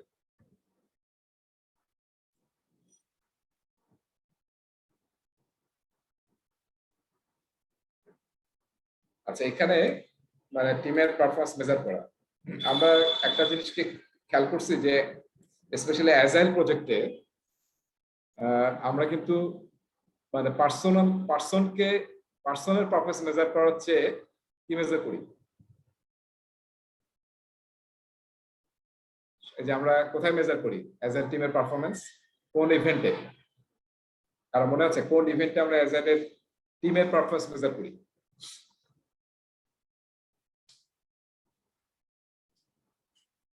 সবাই শুনতেছেন? চিন্তা করছি। এই যে অ্যাজাইলের ইভেন্ট গুলো ছিল আর রেট্রোস্পেক্টিভ আর একটা কি ছিল? ইটারেশন রিভিউতে আমরা প্রোডাক্টের পারফরম্যান্স নিয়ে ফিডব্যাক নিই কাস্টমারকে ইনভলভ করে, তাই না? আর রেট্রোস্পেক্টিভে আমরা কি করি? কাস্টমার এখন আর থাকবে না, কাস্টমার চলে যাবে, এরপরে যে ইভেন্ট রেট্রোস্পেক্টিভ তখন আমরা আসলে আমাদের টিমের পারফরম্যান্স নিয়ে কথা বলি। ঠিক আছে, রেট্রোস্পেক্টিভ। সো সেখানে কিন্তু আমরা অলওয়েজ টিম ফোকাস হই, আমরা কিন্তু ইন্ডিভিজুয়ালি কাউকে অ্যাটাক করি না যে তুমি কেন করলা না বা তোমার কাজটা খারাপ হয়েছে, এরকম কিন্তু না। আমরা চাই যে অ্যাজ এ হোল টিমের পারফরম্যান্স মেজার করতে। সো এটা কিন্তু অ্যাজাইলের একটা মাইন্ডসেট যে আমরা আসলে ইন্ডিভিজুয়ালকে না ধরে আমরা আসলে টিমের পারফরম্যান্স মেজার করি। আর আমরা যে ট্রেডিশনাল প্রজেক্টে বা প্রেডিক্টিভ প্রজেক্টে আমরা যে মেজারমেন্ট করি সবচেয়ে কি ইউজ করি আমরা? ওই যে আমরা বলি না স্ট্যাটাস রিপোর্ট, তাই না? স্ট্যাটাস রিপোর্ট ইউজ করি আমরা। বিভিন্ন ফরম্যাট আছে, বিভিন্ন অর্গানাইজেশনের ডিফাইন্ড ফরম্যাট আছে। কেউ এক্সেল ইউজ করে, কেউ পাওয়ার পয়েন্টে প্রেজেন্ট করে ম্যানেজমেন্টকে, আবার কারো হয়তো সফটওয়্যার ইউজ করে যেখানে ড্যাশবোর্ড আছে। সো স্ট্যাটাস রিপোর্ট আমরা দিই প্রজেক্টে। এখন কি স্ট্যাটাস, কত পার্সেন্টেজ কমপ্লিট হয়েছে, কত পার্সেন্টেজ কমপ্লিট হয়নি, কত ফান্ড খরচ হয়ে গেছে অলরেডি, কত পার্সেন্টেজ কাজ হয়েছে, এই সমস্ত জিনিস। আর এবং এটা অনেক সময় দেখা যায় যে আমরা এই যে পার্সেন্টেজ ক্যালকুলেট করতে গিয়ে আমরা অনেক সময় ইম্পেরিক্যাল আসলে কি ঘটছে প্র্যাকটিক্যালি এভিডেন্স বেসড ডেটা আমরা অনেক সময় দিই না। এই জন্য আমরা কিন্তু এই টপিকটার সাথে একটা টপিক আপনাদের করতে হবে, 5.4 অ্যাজাইল প্র্যাকটিস গাইড। একটু সবাই লিখে রাখেন, অ্যাজাইল প্র্যাকটিস গাইড 5.4। সেখানে কিন্তু অ্যাজাইল প্রজেক্ট কিভাবে মেজার করা হয়, অ্যাজাইল প্রজেক্টের পারফরম্যান্স, সেটা কিন্তু ওখানে আছে 5.4 এ। আমি কিছু টপিক এখানে পড়াবো এবং যদি সময় থাকে তাহলে ওখানে ব্যাক করবো। আচ্ছা, তাহলে 5.4 agile practice guide, chapter number 5 agile measuring agile projects, এই নামে টপিকটা আছে আর কি। সো অ্যাজাইলে আমরা কি করি? এভিডেন্স বেস বা এমপিরিক্যাল ডেটার উপর কিন্তু আমরা রিপোর্ট দিই। ঠিক আছে, এই যে এই শব্দটা কি শুনেছেন? এই শব্দটা এবং এটার মানে কি দেখেন তো। ওয়াটারমেলন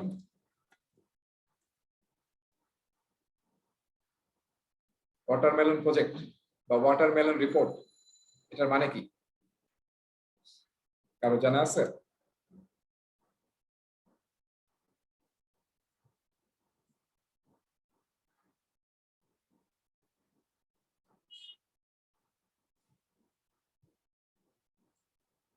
তরমুজ তো সবাই খাইছে এবার নাকি? তরমুজ খেয়েছি। হ্যাঁ, জি তরমুজের বাইরে গ্রিন থাকে আর ভিতরে কি থাকে? রেড রেড রেড থাকে। তরমুজ ফলটা এরকম যে আসলে বাইরটা লাল হয় না কখনো, বাইরটা গ্রিনেই থাকে, একটু ইউরিশ হয় অনেক অনেক জায়গায়।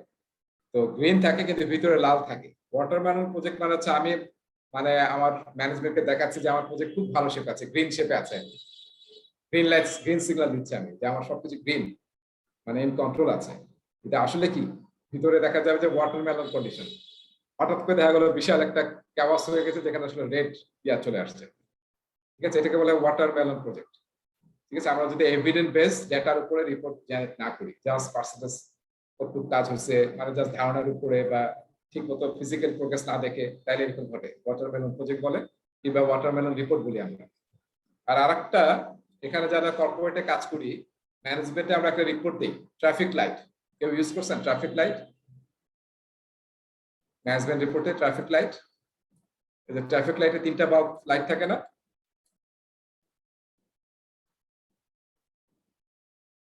হ্যাঁ, কি থাকে? গ্রিন, ইয়েলো, রেড, এরকম থাকে না? Red, yellow, green. হ্যাঁ, তার মানে কি, মানে ধাপে আছে তো, তাই না? যে আপনি যখন গ্রিন হবে তখন ইউ ক্যান ওয়াক। সো তার আগে রেড, তারপরে কি কি হবে? ইয়েলো, তারপরে গ্রিন হবে। বা যদি আমি উল্টা বলি, প্রথমে গ্রিন, তারপরে ইয়েলো, তারপরে রেড হবে, তাই না? এইভাবে চলে না ট্রাফিক লাইট গুলো?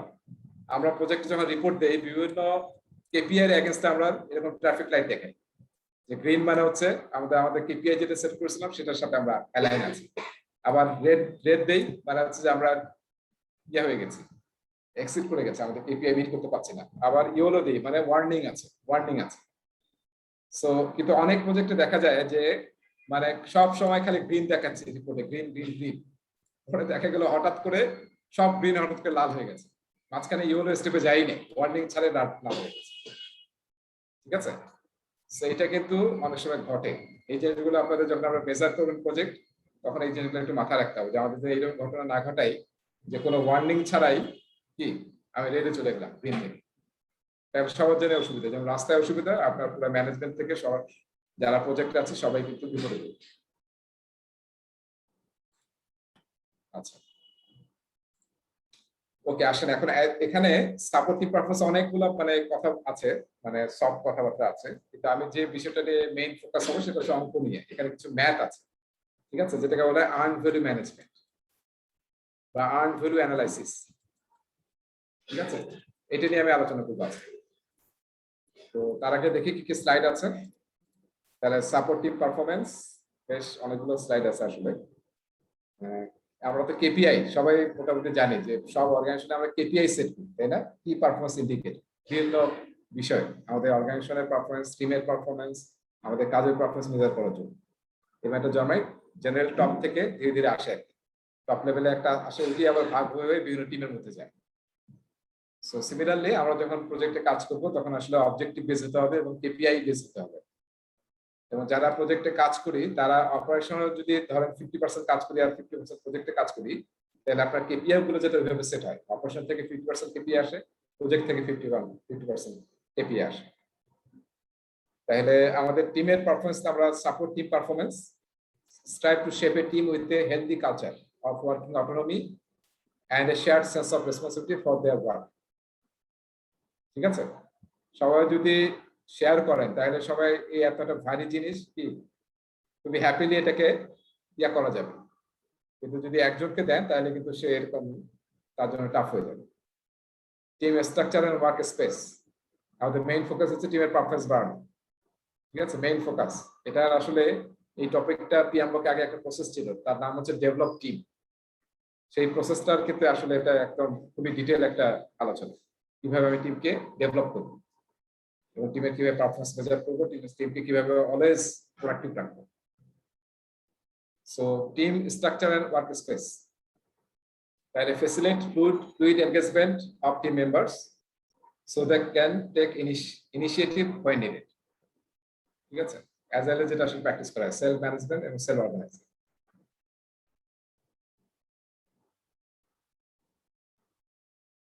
তারপরে কি আছে, use shared work space to foster informal and immediate collaboration.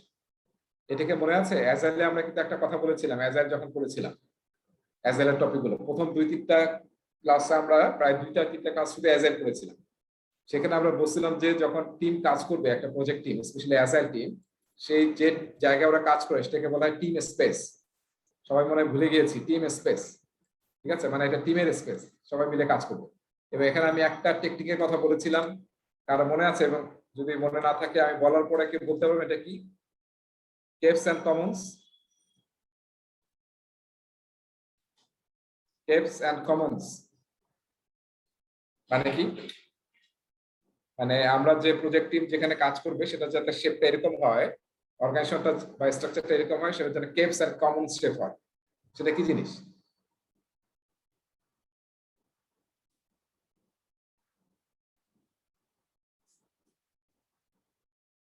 সবাই ভুলে গেছি না নাকি আমাদের ক্লাস নাম্বার হইলো আগে ক্লাস সব হ্যাঁ একই জায়গায় বসতে হবে ওই যে সেপারেট একটা স্পেস করে দেয়া ভাইয়া। হ্যাঁ মানে আপনার তো কেভ হচ্ছে যে আমরা যে যে জায়গায় বসতেছি কাজ করার জন্য হোয়াইট প্লেস ইন্ডিভিজুয়ালি আমরা কাজ করি আর মাঝখানে কোনো একটা জায়গা থাকে যেখানে কমন্স আমার দুইজনের সাথে মিটিং করতে হবে তাহলে আমরা কমন্স এসে মিটিং করি আবার অনেক সময় মাঝখানে কমন্স রাখলে কি হয় অনেকে ডিস্টার্ব হয়ে যায় নয়েজ হয় এই জন্য আমরা হয়তো সাইলেন্ট রুম করতে পারি এটা প্রায় এখন সব বড় বড় কর্পোরেটে ওপেন অফিস হয় এবং আসলে এরকম সাইলেন্ট রুম থাকে তাই না বিভিন্ন রুম সাইলেন্ট রুম থাকে যেখানে আসলে আমরা মিটিং গুলা করি এটাকে বলা হচ্ছে caves and commons as a team এটা প্রেফার করে ঠিক আছে যখন দরকার হবে তখন আমরা কমন্সে চলে আসবো আর যখন আমরা নিজেরা ফোকাসে কাজ করবো তখন আমরা কেভসে ঢুকে যাবো হ্যাঁ হোম অফিসের ক্ষেত্রে এটা কিভাবে ইমপ্লিমেন্ট করা যাবে সবাই তো কেভে আছি আমরা হোম অফিসে আর যখন যে ভার্চুয়ালি কানেক্ট হবো তখন অবশ্যই ফেস টু ফেস মিটিং করতে হবে আচ্ছা ঠিক আছে সবার ফেস যাতে সবাই দেখতে পারে এটা অনেকে মেইনটেইন করতেছিলেন আমি এখন রিসেন্টলি ক্লাস নিচ্ছি একটা টিমের 15 জনের একটা টিম রবির এখানে যে কেউ ভিডিও অন করে না তো এখন আসলে ভিডিও অন না করলে একটু আসলে কানেকশনটা কম লাগে এবং আমি স্পেশালি একটু বলতে চাই যে কমপক্ষে যাতে যখন কথা বলি তখন যাতে ভিডিওটা অন করি তাহলে আসলে একটু কানেক্টেড মনে হয় তো এখন যারা আমরা virtually as a tip follow use করতেছি বা যারাই কাজ করতেছি অবশ্যই উচিত যে যদি ব্যান্ডউইথ প্রোগ্রাম না থাকে তাহলে আমরা যাতে অন্তত কথা বলার সময় আমরা ফেসটা ইয়ে করি কারণ আমাদের কিন্তু এক্সপ্রেশন দেখেন আমি ফেস অলওয়েজ ওপেন রাখছি এবং আমি কিন্তু নানান ধরনের এক্সপ্রেশন করছি তাই না মানে কথা বলতেছি তার সাথে একটু আমার সবকিছু এক্সপ্রেস করতেছি যেটা নন ভার্বাল কমিউনিকেশন সেইটা না দেখলে কিন্তু অনেক কথা বোঝা যায় না এই জন্য দেখেন যে বলছে team members need to be able to contribute from everywhere and at any time ঠিক আছে হ্যান্ড রেজ করা আপনি সাপোর্ট দিচ্ছেন কি দিচ্ছেন না এসব সো ভিডিও অন করতে হবে তারপর হচ্ছে এম্পাওয়ারমেন্ট এন্ড ইউনিটি এটা সব মানে সব কথা যেহেতু টিম আমরা ডেভেলপ করার চেষ্টা করতেছি টাইমলি ডিসিশন দিতে হবে সেন্স অফ ওনারশিপ তৈরি করতে হবে সেটা সব টিমে অ্যাজ এ টিম হোক প্রজেক্ট যে কোনো টিমে তারপর foster collaborative work and decision making তারপর হচ্ছে prioritize team unity ঠিক আছে এটা বারবার আমি বলে আসতেছি সেটা হচ্ছে যে আমরা যার যার ইন্ডিভিজুয়াল ইন্টারেস্ট নিয়ে যদি কাজ করতে থাকি তাহলে প্রজেক্টের গোল অ্যাচিভ হবে এই জন্য কিন্তু আমরা সব সময় প্রজেক্টের গোলটা সবার সামনে রাখবো যেটা আমাদের গোল এটা আমাদের ভিশন সেটা আমাদেরকে অ্যাচিভ করতে হবে এটা করার জন্য আমরা কোলাবোরেটিভ সবাই কাজ করি সো সব সময় টিম ইউনিটিকে প্রায়োরিটি দিতে হবে এমন কিছু করবো না যাতে টিম ইউনিটি নষ্ট হয়ে যায় আচ্ছা অটোনমি এন্ড টিমওয়ার্ক ঠিক আছে এটা আসলে আমরা এমপাওয়ারমেন্টকে আসলে খুবই এখন মানে বেশি প্রমোট করছি স্পেশালি আমরা এখানে যারা ক্লাসে আছি বেশিরভাগ লোকজনে কিন্তু নলেজ ওয়ার্কারদের নিয়ে কাজ করছে তাই না নলেজ ওয়ার্কার সো একটা হচ্ছে যে physical worker skill unskilled labour বা সেমি স্কিল লেবার তারা এক ধরনের আর আমরা যাদের সাথে মেইনলি কাজ করি তারা কিন্তু আসলে নলেজ ওয়ার্কার তাদের অ্যাপ্রোচটা আসলে ডিফারেন্ট তাদের সাথে আসলে সেইভাবে বিহেভ করতে হবে অটোনমি প্রেফার করতে হবে এমপাওয়ারমেন্ট দিতে হবে এবং আসলে তারা কি চায় ইমোশনাল ইন্টেলিজেন্স ইউজ করতে হবে try not to interfere it is disruptive and reduces motivation ঠিক আছে নলেজ ওয়ার্কারদের ব্যাপারে এটা আসলে অনেকটা true keep the tone positive and fluid ঠিক আছে টিমের ফোকাসটা আমাদের পজিটিভ রাখতে হবে এবং ফ্লুইড থাকতে হবে টিম বিল্ডিং অ্যাক্টিভিটিস করতে হবে। আমরা কিন্তু টকিং অ্যাবাউট টিম ডেভেলপমেন্ট, কিভাবে টিমের পারফরমেন্স বাড়ানো যায়। সো নানান ধরনের টিম বিল্ডিং অ্যাক্টিভিটি করতে পারি আমরা, ফর্মাল হতে পারে, ইনফর্মাল হতে পারে, এবং অ্যাজাইলের যে ইভেন্ট গুলো হয় সবাই একটু খেয়াল করছেন, সবাই কিন্তু আসলে team building time daily scrum করতেছে, একটু ফান করে করা হয়, তাই না? এবং ডেইলি স্ক্রামে অনেক সময় আমরা এরকম করি আর কি, ধরেন আমার টিমে 7 জন আছে, ঠিক আছে? তাহলে একটা পিজ্জাকে যদি আমরা 7 ভাগ করি, একটা পিজ্জাকে, তাহলে আসলে যে 7 জন দেখা যাবে যে 7টা মিটিং এ, বা একটা উইকে ধরেন 5টা, আপনার 5 দিন মিটিং হবে ডেইলি স্ক্রাম, তাই না? অ্যাজাইল টিম অনেক সময় পিজ্জা বা কেক ইউজ করে। কেক মানে যে লেট করবে, ধরেন এই ডেইলি স্ক্রাম শুরু হয়ে গেছে, পাবেন যে একজন সবার লাস্টে এসে জয়েন করছে। যে সবার লাস্টে জয়েন করবে, অনেক সময় অ্যাজাইল টিম ডিসাইড করে যে সব লাস্টে জয়েন করবে সে শুরু করবে, যে গতকাল কি করছে, আজকে কি করবে, তার কোনো ইমপ্লিমেন্ট আছে কি, মানে কে স্টার্ট করবে, এটা তো অ্যাজাইল টিম কিন্তু স্ক্রাম মাস্টার বলে দেয় না, তাই না? নিজেরাই সেলফ অর্গানাইজ হয়ে বলে। তাহলে কে শুরু করবে? যে লাস্টে আসবে সে শুরু করবে, এবং তার নাম লেখা হবে। কেকের মধ্যে এখন ছবি থাকে, কেক বা পিৎজা, যে লাস্টে আসছে ধরেন জন, ঠিক আছে? তারপর আরেকদিন হয়তো ডো, আরেকদিন হয়তো মার্টিন, হ্যাঁ, আরেকদিন হয়তো মেরি। এবার যখন 5টা, হ্যাঁ, আপনার পিৎজা 4টা বা 5টা টুকরা পেয়ে যাবেন আপনি, যারা সব লেটে আসছে, উইক শেষ, তাহলে এই দিন এরা পিৎজা খাওয়াবে এই 5 জন, ঠিক আছে? সো এরকম কিন্তু, এগুলো কিন্তু জাস্ট আপনার একটু ইন্টারেস্টিং টাইপ টিম বিল্ডিং। তার formal, informal, brief or extended হতে পারে, facilitate yourself or use a group facility. মানে আমরা টিম বিল্ডিং কিন্তু আমরা অনেক অর্গানাইজেশন আছে যারা ইভেন্ট ম্যানেজমেন্ট টিম, আবার আমাদের অনেক ট্রেনারও আছে যারা আসলে ইভেন্ট ম্যানেজমেন্ট করে দেয়, তাদেরকে আমরা ইউজ করতে পারি। সো এটা কিন্তু মাথায় রাখতে হবে, টিম বিল্ডিং এর জন্য কিন্তু আপনাকে বাজেট রাখতে হবে, সময় রাখতে হবে, এবং এটা একটা কাজ রাখতেই হবে। আচ্ছা, তারপরে যে আমরা এত চেষ্টা করতেছি কিসের জন্য? যাতে টিমের পারফরমেন্স বাড়ে। এখন আসলে বাড়লো কিনা সেটা আসলে আপনাকে অ্যাসেস করে দেখতে হবে, সে আসলে বাড়লো কিনা।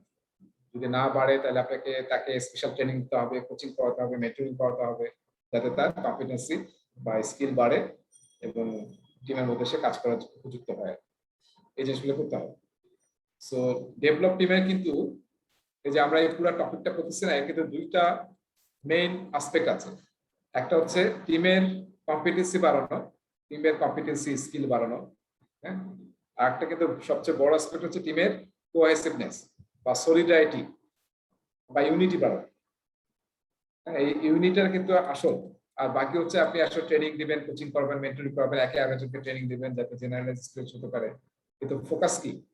মেইন এই 2টা অ্যাসপেক্ট, তার মধ্যে সবচেয়ে বড় অ্যাসপেক্ট হচ্ছে টিমের ইউনিটি, টিমের মধ্যে কোহেসিভনেস, টিমের মধ্যে বন্ডিং, সেটা আসলে এনশিওর করতে। এবং আপনাকে অ্যাসেস করে দেখতে হবে আসলে এই কাজগুলো হচ্ছে কিনা, কিভাবে ইমপ্রুভ করা যায়। তার জন্য অ্যাজাইল রেট্রোস্পেক্টিভ করে। আর আমরা এটা যে কোনো সময় প্রেডিক্টিভ প্রজেক্টে যে কোনো সময় লেসন লার্ন সেশন করতে পারি, হাউ ক্যান উই ইমপ্রুভ, এবং আরো বিভিন্ন অ্যাসেসমেন্ট টুল ইউজ করতে পারি।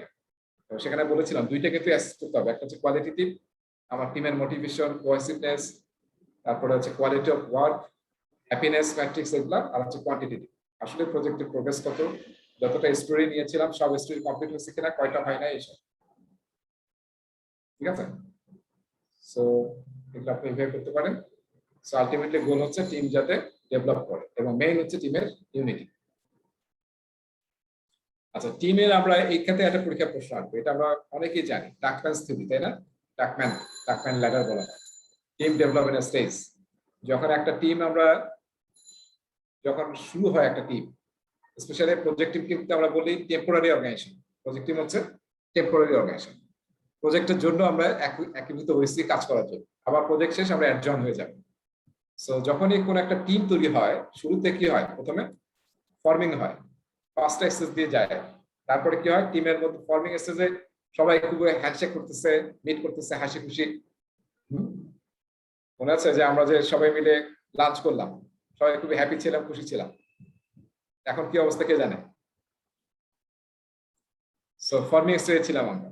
তারপরে স্টর্মিং, তারপর কি যুদ্ধ শুরু হয়ে যায় টিমের মধ্যে, সবার নিজের ইন্ডিভিজুয়াল হ্যাঁ, যে ইন্টারেস্ট সেটা তখন মাথা চাড়া দিয়ে উঠে, এবং যে যেভাবে কাজ করতে পছন্দ করে সেটা, যার যার ইন্টারেস্ট, এই জিনিসগুলোকে আসার কারণে কি হয়, স্টর্মিং শুরু হয়। এবং এই স্টর্মিং পরে শুরু হয় হচ্ছে নর্মিং। তারপর আসলে আমরা বুঝতে পারি যে কার প্রায়োরিটি কি, কার ইমোশনাল ইন্টেলিজেন্স কিরকম, কার নন ভার্বাল এক্সপ্রেশন কি, এই জিনিসগুলো কিন্তু আমরা ধীরে ধীরে বুঝতে পারি। তখন আমরা প্রথম কোন স্টেজে যাই, নর্মিং এ যাই। আর তারপরে স্টেজ কি, পারফর্মিং। তার মানে এখন টিমের মধ্যে বন্ডিং তৈরি হয়ে গেছে, ইউনিটি তৈরি হয়ে গেছে। এখন টিম মানে fully focus on performing, focus on delivery, সেটাকে বলা হয় পারফর্মিং। সো মনে রাখতে হবে, কোনো টিম কিন্তু হুট করে ফর্ম করার পরেই পারফর্মিং এ চলে আসে না। এই স্টেজ গুলো কিন্তু পার হয়ে আসে।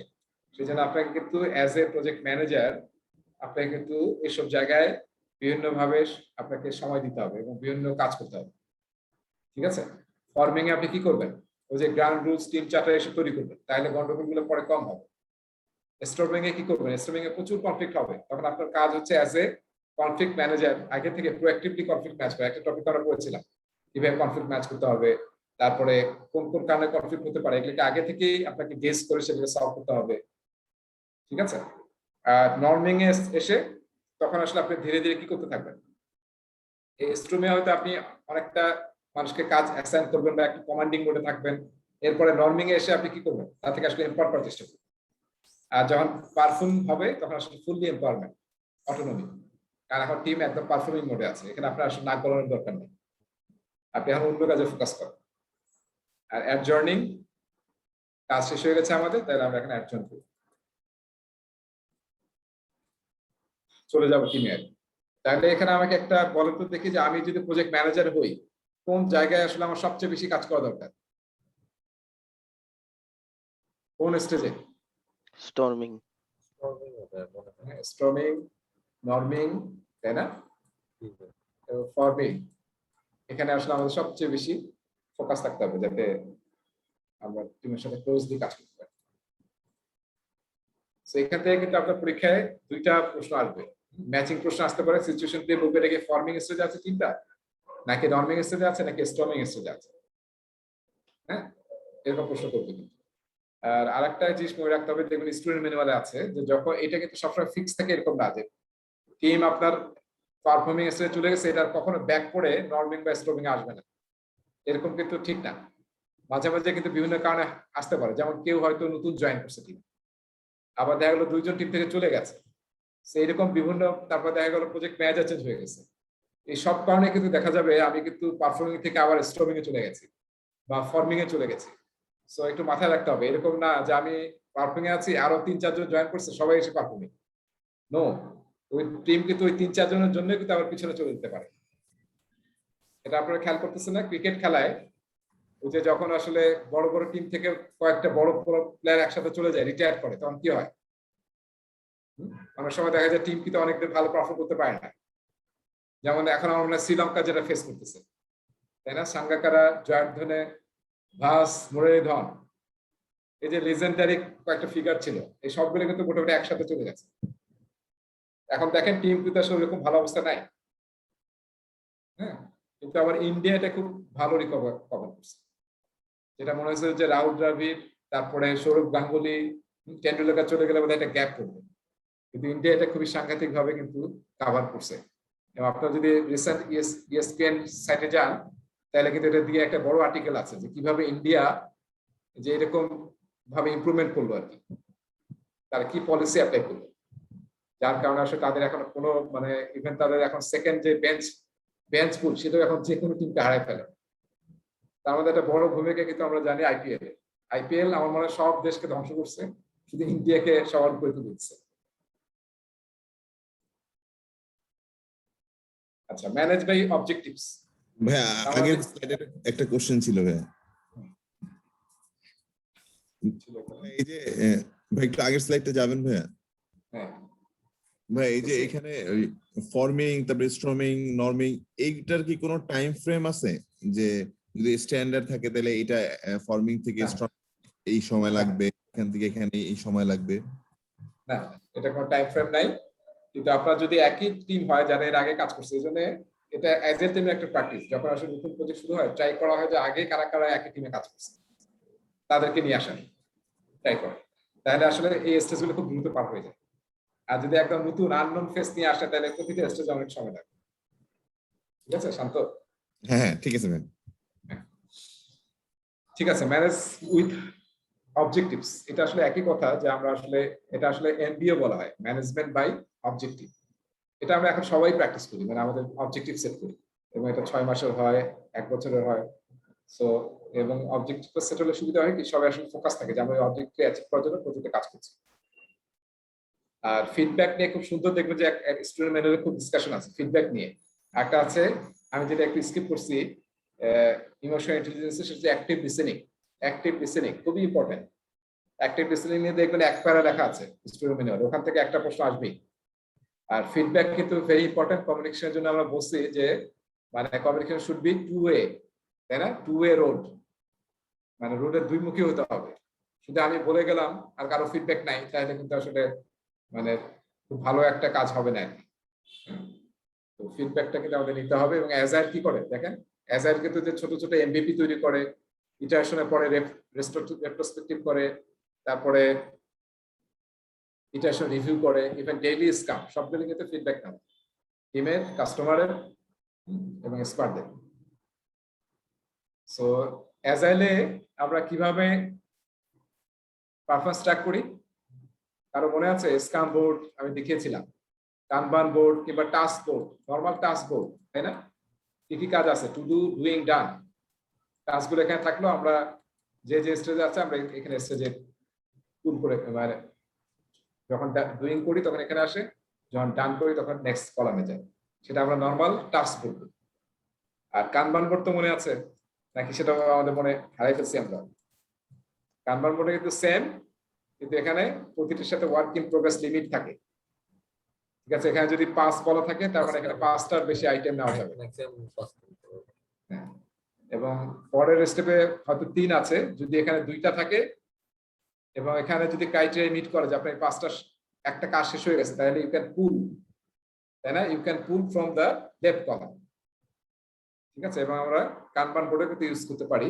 কানবান বোর্ডের সাথে টাস্ক বোর্ডের হচ্ছে টাস্ক বোর্ডের সাথে জাস্ট মানে টু ডু, ডুইং, ডান এরকম কলাম থাকে। আর এখানে আমরা কি স্টেপস গুলো দেখি, আমরা প্রজেক্টে যে স্টেপস গুলো ফলো করছি, সে অ্যানালাইসিস করা, ডেভেলপমেন্ট করা, তারপর টেস্টিং করা, এগুলোকে আসলে আমরা কলামের হেড হিসেবে রাখি। এবং এখানে আমরা কানবান বোর্ডে আরো কয়েকটা জিনিস মেজার করি। একটা হচ্ছে সাইকেল টাইম।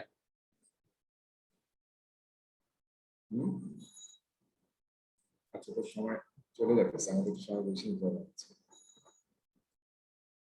আচ্ছা, আমি একটু ইয়াটা বের করি, আমার মনে হয় ফাইলটা বের করলে একটু সুবিধা হবে আপনাদের।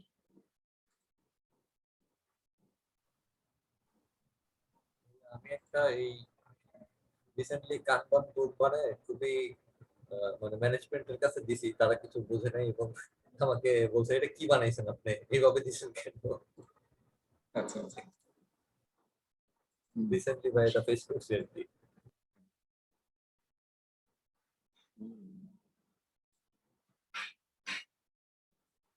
আমাদের যে মাইক্রোসফটে এক্সবক্স গেমিং প্ল্যাটফর্ম আছে না, এক্সবক্স, এই পুরোটাই কিন্তু ডেভেলপ হচ্ছে কানবান বোর্ডে।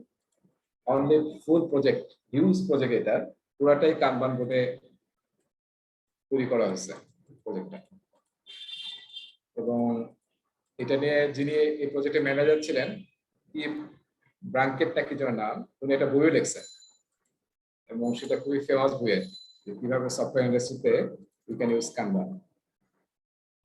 আচ্ছা, এই যে 5 নম্বর চ্যাপ্টারে কিন্তু এই যে আপনাকে এই যে মেজারমেন্টস ইন অ্যাজাইল প্রজেক্টস, এই টপিকটা খুবই ভালো মতো পড়তে হবে কিন্তু। যে আমি যে কথাগুলো বলছিলাম যে আমরা খালি পার্সেন্টেজ কমপ্লিট দেখি, তারপর ওয়াটারমেলন, হ্যাঁ, তারপর স্পটলাইট, এইসব কথাবার্তা কিন্তু এখানে বলা আছে।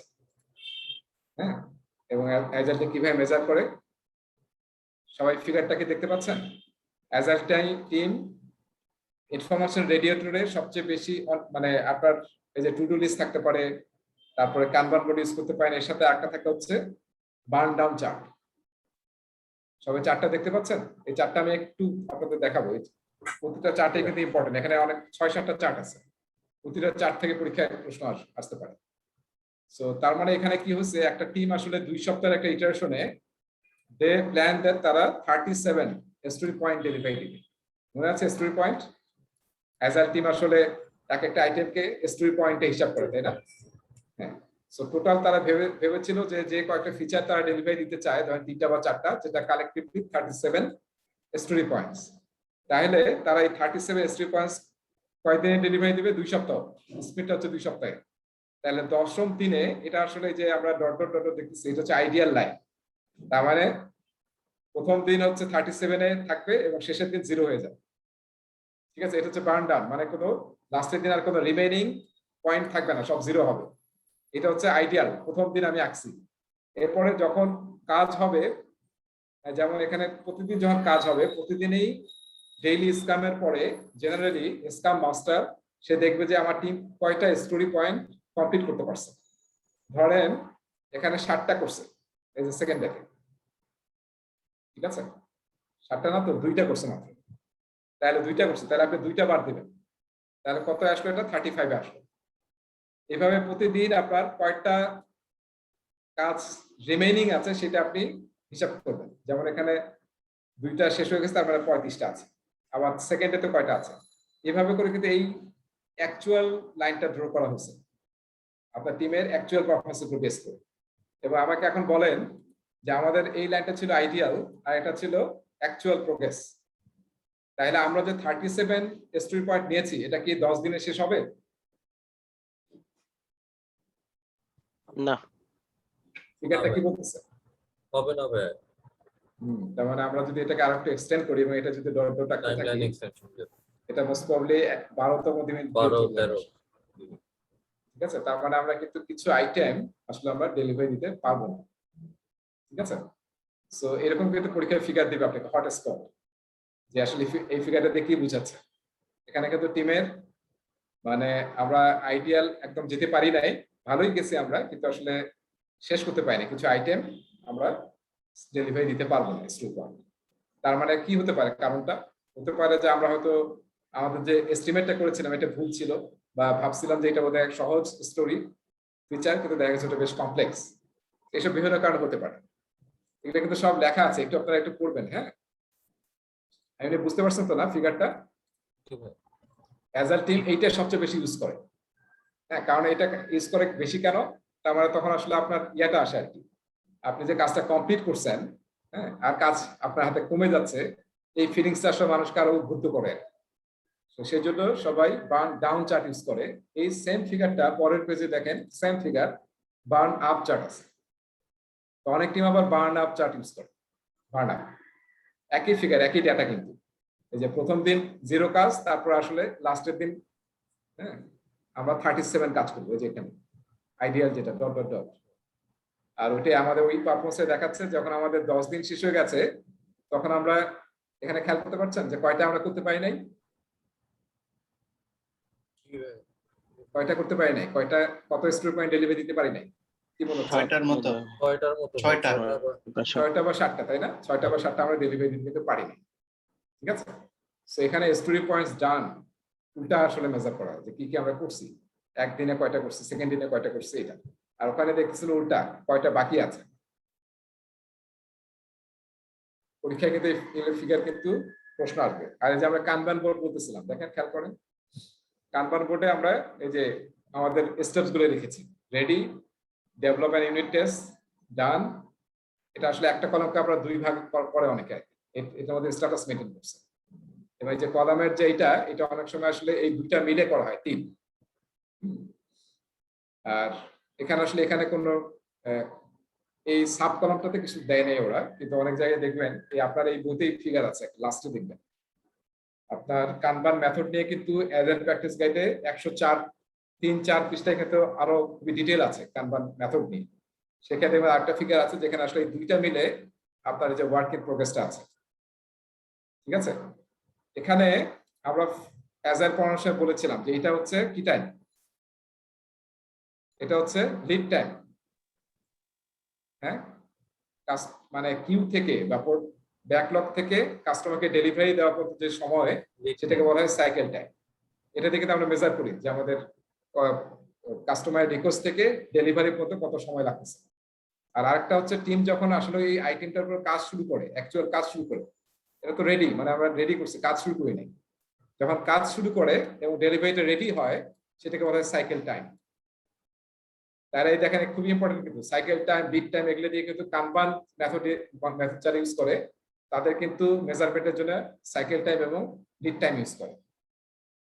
ঠিক আছে, তাহলে লিড টাইম হচ্ছে কাস্টমারের রিকোয়েস্ট থেকে শুরু করে ডেলিভারি দেওয়া পর্যন্ত, আর সাইকেল টাইম হচ্ছে টিম যখন অ্যাকচুয়ালি কাজ শুরু করলো তখন থেকে ডেলিভারিটা রেডি হওয়া পর্যন্ত, ডান হওয়া পর্যন্ত, সেটা হচ্ছে আপনার সাইকেল টাইম। ডেফিনিশন থেকে দেওয়া আছে। এবং তাহলে কি বলতে পারি, cycle time is subset of lead time. ঠিক আছে, সো তাহলে আপনার টিমের প্রোডাক্টিভিটি যদি বাড়াতে চান তাহলে আসলে কি সাইকেল টাইমটা দেখতে হবে, তাই না? হ্যাঁ,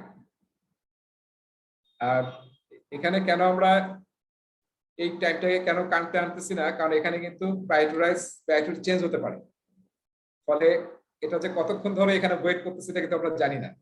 কিন্তু এটা একদম সাইকেল টাইমটা কিন্তু এক্সাক্ট টাইম যেটা আমার টিম আসলেই মানে থ্রুপুট তৈরি করে।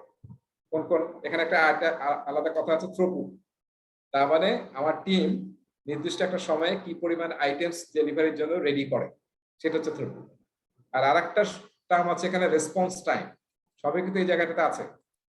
আমি এটা কেন বলতেছি, ওই চ্যাপ্টারে কিন্তু এই আলোচনাগুলো আছে, আর আপনার না থাকলেও এখানে পড়তে হবে একদম ডিটেইল। রেসপন্স টাইম মানে হচ্ছে আমার যে ব্যাকলগে আইটেমটা আছে রেডি অবস্থায়, এটা আমি যখন আমার টিম কাজ শুরু করলো সেটাকে বলা হয় রেসপন্স টাইম। এই যে ওয়েট করলো যে টাইমটা, আমার এখানে 5 দিন আগে এখানে চলে আসছে, 5 দিন পরে আমার টিম কাজ শুরু করছে, তাহলে আমার রেসপন্স টাইম হচ্ছে 5 ডেজ। ঠিক আছে, ব্যাকলগ থেকে আমি কখন আমার টিম কাজ শুরু করছে সেই টাইমটাকে বলা হয় রেসপন্স টাইম, আমার টিম কখন রেসপন্স করছে। সেগুলো কিন্তু আপনার কানবান মেথডে এইভাবে আমরা মেজার করি। আচ্ছা, এরপরে আমি আরো কয়েকটা ফিগার দেখে আপনাদের, এখানে আছে হচ্ছে এই যে এখানে আরেকটা ফিগার আমরা দেখতে পাচ্ছি, এখানে কিন্তু ওই বার্ন ডাউন এবং বার্ন আপ চাপে আছে, কিন্তু এটা পুরো প্রোডাক্ট ব্যাকলগের উপরে। ঠিক আছে, 700 স্টোরি পয়েন্ট, 700 ফিচার্স সব মিলে 700 স্টোরি পয়েন্ট কিংবা 700 ফিচার্স, মানে পুরো প্রোডাক্ট ব্যাকলগ, বিশাল একটা প্রোডাক্ট ব্যাকলগ। সেখানে আমরা এই যে এখানে শুরুতে ছিল, আসলে দেখেন খেয়াল করেন 350টা ফিচার নিয়ে কাজ শুরু হয়েছিল। ঠিক আছে, কিন্তু এইটা এই যে উপরের ফিগারটা দেখতেছি, এটা আসলে কি হচ্ছে, প্রোডাক্ট ব্যাকলগে আইটেম অ্যাড হচ্ছে। এজারে কি করে আমরা ওয়েলকাম চেঞ্জ, আইটেম কিন্তু অ্যাড হয়ে দেখেন লাস্টে 650 চলে গেছে। ঠিক আছে, সো এটার উপর ডিপেন্ড করে যখনই দেখবেন যে কাজ বাড়ছে বা কমছে, তখনই কিন্তু আবার কিছু কিছু রিমুভ হতে পারে প্রোডাক্ট ব্যাকলগ থেকে। তার উপর ডিপেন্ড করে কিন্তু এই যে বার্ন ডাউন চার্টটা আপ ডাউন হচ্ছে, এটার উপর ডিপেন্ড করে। যেমন এখানে পিকে চলে আপ হয়েছে, কিছু আইটেম অ্যাড হয়েছে, তারও কিন্তু সময় বেশি লেগে গেছে। হ্যাঁ, আর এই যে দেখতেছি আমরা, এটা দুইটা ফিগারের কম্বিনেশন, এটা হচ্ছে ডাউন বার্ন ডাউন, আর হচ্ছে বার্ন আপ, পুরো প্রোডাক্ট ব্যাকলগ। এটা দেখেন স্মুথলি কিন্তু বাড়তেছে কাজ কিন্তু। তাহলে এই লাইনটা থেকে আমরা কি বুঝতেছি, টিমের কিন্তু কাজের যে প্রোডাক্টিভিটি এটা কিন্তু খুবই স্মুথ ছিল, তাই না? কাজ শেষ করার যে স্পিডটা এটা কিন্তু মানে ভালো ছিল আর কি। আর এটা কি, এটা আসলে নতুন নতুন ফিচার অ্যাড হচ্ছে। এই টপ ফিগারটা হচ্ছে হ্যাঁ টোটাল নাম্বার অফ ফিচার্স, এবং যেটা দেখতেছি সময়ের সাথে সাথে বাড়ছে। কারণ এজেলে আমরা জানি ওয়েলকাম চেঞ্জ এবং প্রোডাক্ট ব্যাকলগ তো ফিক্স না, এটা খালি বাড়তেই থাকে। আচ্ছা, আপনারা বুঝতে পারছেন কিনা আমি জানি না, কারণ আমি এখানে অনেক আলোচনা করছি, প্রতিটা খুবই ইম্পর্টেন্ট আলোচনা আসলে, কারণ এই চার্টগুলো পরীক্ষায় আসবে। এখানে আরেকটা আলোচনা আমি একটু করতেছি, দেখেন cumulative feature, product backlog burn up chart. এটা প্রোডাক্ট ব্যাকলগের, এটা হচ্ছে কিউমুলেটিভ ফিচার। আমরা অ্যাজাইলে মনে আছে, অ্যাজাইলে সবার টপিক কি থাকে, ভিশন, তাই না? তারপরে কি রোডম্যাপ, তানভীর মনে আছে রোডম্যাপ? রোডম্যাপের পরে কি রিলিজ 1 2 3 এরকম। প্রতিটা রিলিজের আন্ডারে থাকে এপিক, এপিক মানে বড় বড় ফিচার্স, এপিকের আন্ডারে থাকে ফিচার্স। ঠিক আছে, কালেকশন অফ ফিচার্স মিলে একটা এপিক। আর এক একটা ফিচারের নিচে কি থাকে, কারো মনে আছে ফিচারের নিচে কি থাকে? Story point. হ্যাঁ, স্টোরি থাকে, ইউজার স্টোরি থাকে, ইউজার স্টোরি থাকে। As a user I want to do this so that I can get this benefit, এই ফরম্যাটে সব ইউজার স্টোরি লেখা হয়।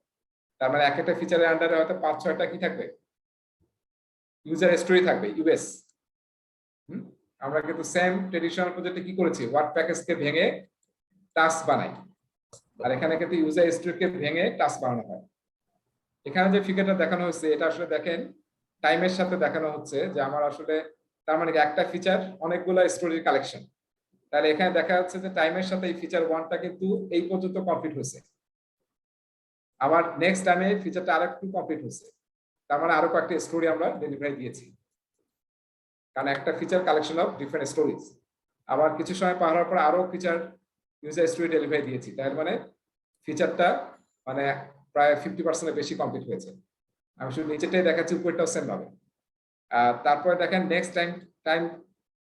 টাইমে এসে আরো কিন্তু কমপ্লিট করছি প্রায় 70%। আর নেক্সট টাইম স্টেজে এসে আমরা আসলে এর আন্ডারের প্রায় সব ইউজার স্টোরি কমপ্লিট করে ফেলেছি, এবং আমরা কোথায় আছি, একদম আমার মনে হয় 95% কমপ্লিট করে ফেলেছি। ঠিক আছে, এভাবে কিন্তু আমরা দেখতে পারি যে প্রোডাক্ট ব্যাকলগে আসলে কি ঘটতেছে।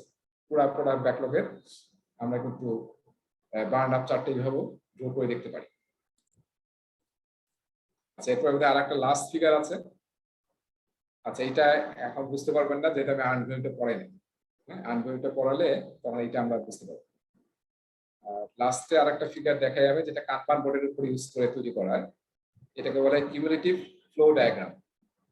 ঠিক আছে, এটা কারা ইউজ করে, যারা কানবান মেথড ইউজ করে বা কানবান বোর্ড ইউজ করে মেজারমেন্টের জন্য। এবং যে আমি একটু আগে কানবান বোর্ডের থেকে দেখাচ্ছিলাম যে ডেফিনিশন গুলো, cycle time, lead time, response time, হ্যাঁ, এগুলো সবই কিন্তু এই ফিগারটার মধ্যে আছে। হ্যাঁ, ফিগারটা হুট করে বললে বুঝতে পারবেন কি আমি জানি না, আমরা দেখাচ্ছি। এখানে দেখেন, এখানে আসলে এই সিএফডি, এটাকে বলে সিএফডি, কিউমুলেটিভ ফ্লো ডায়াগ্রাম। এটা ড্র করা হয় কিভাবে, এই যে আমরা বিভিন্ন কলামে যে আইটেম গুলো আছে না, হ্যাঁ, এখানে কয়টা কলাম ছিল, এখানে দেখেন একটা কলাম হচ্ছে কিউ, একটা হচ্ছে অ্যানালাইসিস, একটা হচ্ছে ডেভেলপমেন্ট, একটা হচ্ছে টেস্ট, একটা হচ্ছে ডিপ্লয়। এই পুরা আমরা যে কাজ করতেছি কানবান বোর্ডে, সেইখানে আমরা এই 5টা কলাম সেট করেছি। ঠিক আছে, এই 5টা কলামে আমরা হয়তো প্রতি দিন বা প্রতি সপ্তাহে আমরা আপডেট করতেছিলাম যে কোন কলামে কয়টা আইটেম আছে। ঠিক আছে, এই কলামে এক সপ্তাহ ধরেন প্রথম সপ্তাহে কয়টা আইটেম ছিল, 5টা আইটেম ছিল। আবার যখন একই ডেটে নেক্সট সপ্তাহে নিচ্ছেন তখন হয়তো 7টা ছিল, পরের সপ্তাহে 8টা ছিল। এরকম প্রতিটা কলামের আসলে ভ্যালুটাকে আমরা এখানে বসে আসলে কিউমুলেটিভ ফ্লো ডায়াগ্রাম তৈরি করি।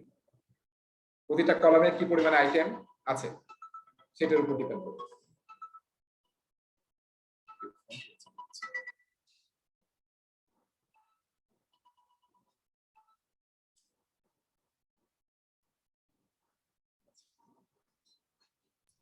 এবং দেখেন এখানে একদম সবার উপরে যেটা আছে, এই যে কালার দেওয়া আছে, এটা হচ্ছে কিউ, এটা হচ্ছে আমাদের কিউ, মানে আমরা এখন কাজ শুরু করি নাই, আমাদের কিউবের মধ্যে আছে। পরেরটা হচ্ছে অ্যানালাইসিস, তারপরটা হচ্ছে ডেভেলপমেন্ট কলামটা, তারপরটা টেস্ট কলাম, আর লাস্টটা হচ্ছে ডিপ্লয়মেন্ট। মানে ডিপ্লয়মেন্ট কি কমপ্লিট হয়ে গেছে। ঠিক আছে, তাহলে আপনি যে কোনো সাইকেল লিড টাইম মনে আছে, লিড টাইম মনে হচ্ছে এই যে কিউএ যেটা থাকবে, মানে এখন আমরা কাজ শুরু করি নাই, কাস্টমারের রিকোয়েস্ট কোথায় আছে, সবাই একটু খেয়াল করেন। এখন না বুঝতে পারলে পরে ভিডিও দেখে হয়তো বুঝতে পারবেন যে আমরা কাস্টমার কিউ এখান থেকে শুরু করছিলাম এবং একদম আমরা কমপ্লিট করছি এখানে যে ব্ল্যাকে। তাহলে এটা হচ্ছে আমাদের লিড টাইম। আর সাইকেল টাইম কখন, সাইকেল টাইম হচ্ছে এই যে যখন আমরা কাজ শুরু করছি, টিম কখন কাজ শুরু করে, অ্যানালাইসিসে এসে। এটা হচ্ছে কিন্তু অ্যানালাইসিসের এরিয়াটা হচ্ছে অ্যানালাইসিস। তাহলে আমি অ্যানালাইসিস যখন শুরু করছি এবং যখন ডেলিভারি কমপ্লিট করছি, এটা হচ্ছে আমার সাইকেল টাইম। এটা আপনি যে কোনো জায়গায় ড্র করতে পারেন। ঠিক আছে, এখান থেকে ড্র করলে এটা এখানে আসবে, সেটা হচ্ছে সাইকেল টাইম। এই আইটেমটা এখানে এসে শেষ হচ্ছে, কত সময় লাগছে দেখা যাচ্ছে। আর যখন এটা যদি ক্যালকুলেট করেন তাহলে এখানে দেখা যাবে যে আসলে এটা এখনো কমপ্লিট হয় নাই আসলে। হ্যাঁ, যত কমপ্লিট হবে তখন এটা উপরে যাবে, এখন একটা ওয়ার্কিং প্রোগ্রেসে আছে। আর রেসপন্স টাইম মনে আছে, কাস্টমারের কিউতে থাকা, এটা হচ্ছে কিউ থেকে আমি যখন কাজ শুরু করছি সেই সময়টা, সেই ডিলেটাকে বলা হচ্ছে রেসপন্স টাইম। তাহলে এইটা যদি আমরা এইটা ড্র করি, তাহলে এটা হচ্ছে ওয়ার্কিং কিউবে কি পরিমাণ কাজ আছে। আর একদম আমার কিউব থেকে যদি আমি ডান পর্যন্ত দেখি সেটা হচ্ছে আমার রিমেনিং ওয়ার্ক। তার মানে এগুলো সবই কিন্তু কি ওয়ার্ক ইন প্রোগ্রেস, তাই না? এগুলো একটা কিন্তু কমপ্লিট হয় নাই এই লেভেলের। এটা আপনি যে কোনো জায়গায় ড্র করতে পারেন। যতক্ষণ আপনি ব্ল্যাকে না আসতেছেন ততক্ষণ কিন্তু আমি কমপ্লিটেড রিমেনিং ওয়ার্কে আছি, এখনো কমপ্লিট হয়নি। যখন ব্ল্যাকে আসবো তখন আমি কমপ্লিটেড। সেই হচ্ছে আমার কিউমুলেটিভ ফ্লো ডায়াগ্রাম। এখানে একটা বড় বিষয় হচ্ছে যেটা এখানে খুব সুন্দরভাবে লেখা আছে, একটু খেয়াল করবেন যে কোন জায়গায় যে এখানে সব প্যারালালি চলতেছে, কোন জায়গায় যদি দেখেন যে সুয়েল হয়েছে, সুয়েল মানে হচ্ছে স্ফীত হওয়া, হ্যাঁ, তার মানে দেখেন যে কোনো জায়গায় যদি মানে প্যারালালি চলে সবকিছু, তাহলে তার মানে খুবই আমাদের ফ্লোটা খুব ভালো আছে। কিন্তু কোনো জায়গায় যদি স্ফীত হয়ে যায়, সুয়েল হয়ে যায়, তার মানে এই জায়গায় কাজ পড়ে আছে, শেষ হচ্ছে না ঠিক মতো। হ্যাঁ, যখন এরকম হবে, যেমন এই জায়গাটা কিন্তু খেয়াল করেন, এখানে কিন্তু কি হয়েছে, সুয়েলিং হয়েছে। হ্যাঁ, তার মানে আমাদের হয়তো যে আবার দেখেন এখানে সুইলিং হয়েছে, তার মানে এই জায়গাটাতে টেস্টিং এ কিছু কাজ অনেকদিন পড়েছিল, ঠিক আছে? এরকম আর কি, যেখানে মানে ডিসটেন্সটা প্যারালাল না থেকে একটু আপ ডাউন আর আপ হয়ে যাবে, দ্যাট মিন্স আসলে ওখানে ওই কলামে কাজ কোনো কারণে বটলনেক হয়েছে এবং কাজটা টাইমলি আমরা কমপ্লিট করতে পারি।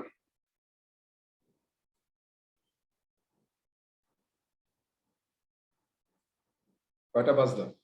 9:10 বেজে গেছে। আমি আনভ্যালুটা দেখাতে পারলাম না, কারণ ওই যে ফিগারটা গুলো বুঝে দিই। সবার কি মাথার উপর দিয়ে গেল নাকি কিছু কিছু জিনিস? সবগুলা মাথায় আসে নাই ভাই। সবগুলো মাথায় আসে নাই। হ্যাঁ, মাথার উপর দিয়ে গেছে। আমার মনে হচ্ছে আগে থিওরিটা রিডিং পড়ে তারপরে আবার আপনার এটা শুনতে হবে। হ্যাঁ, আপনারা আজকে চ্যাপ্টারটা একটু পড়ে নিয়ে যে 5.4, তাহলে আমার মনে হয় অনেক কিছু ইন্টারপ্রেট করতে পারবেন। এখানে শুধু আমি একটাই ব্যাখ্যা দিলাম না, আনভ্যালুর ফিগারটা, ওটা আমি নেক্সট ক্লাসের শুরুতেই আনভ্যালুর ম্যাথ করাবো এবং তারপরে বোঝার পরে আমরা ওই ফিগারটা দেখবো, আনভ্যালুর ম্যাথ ফিগারটা।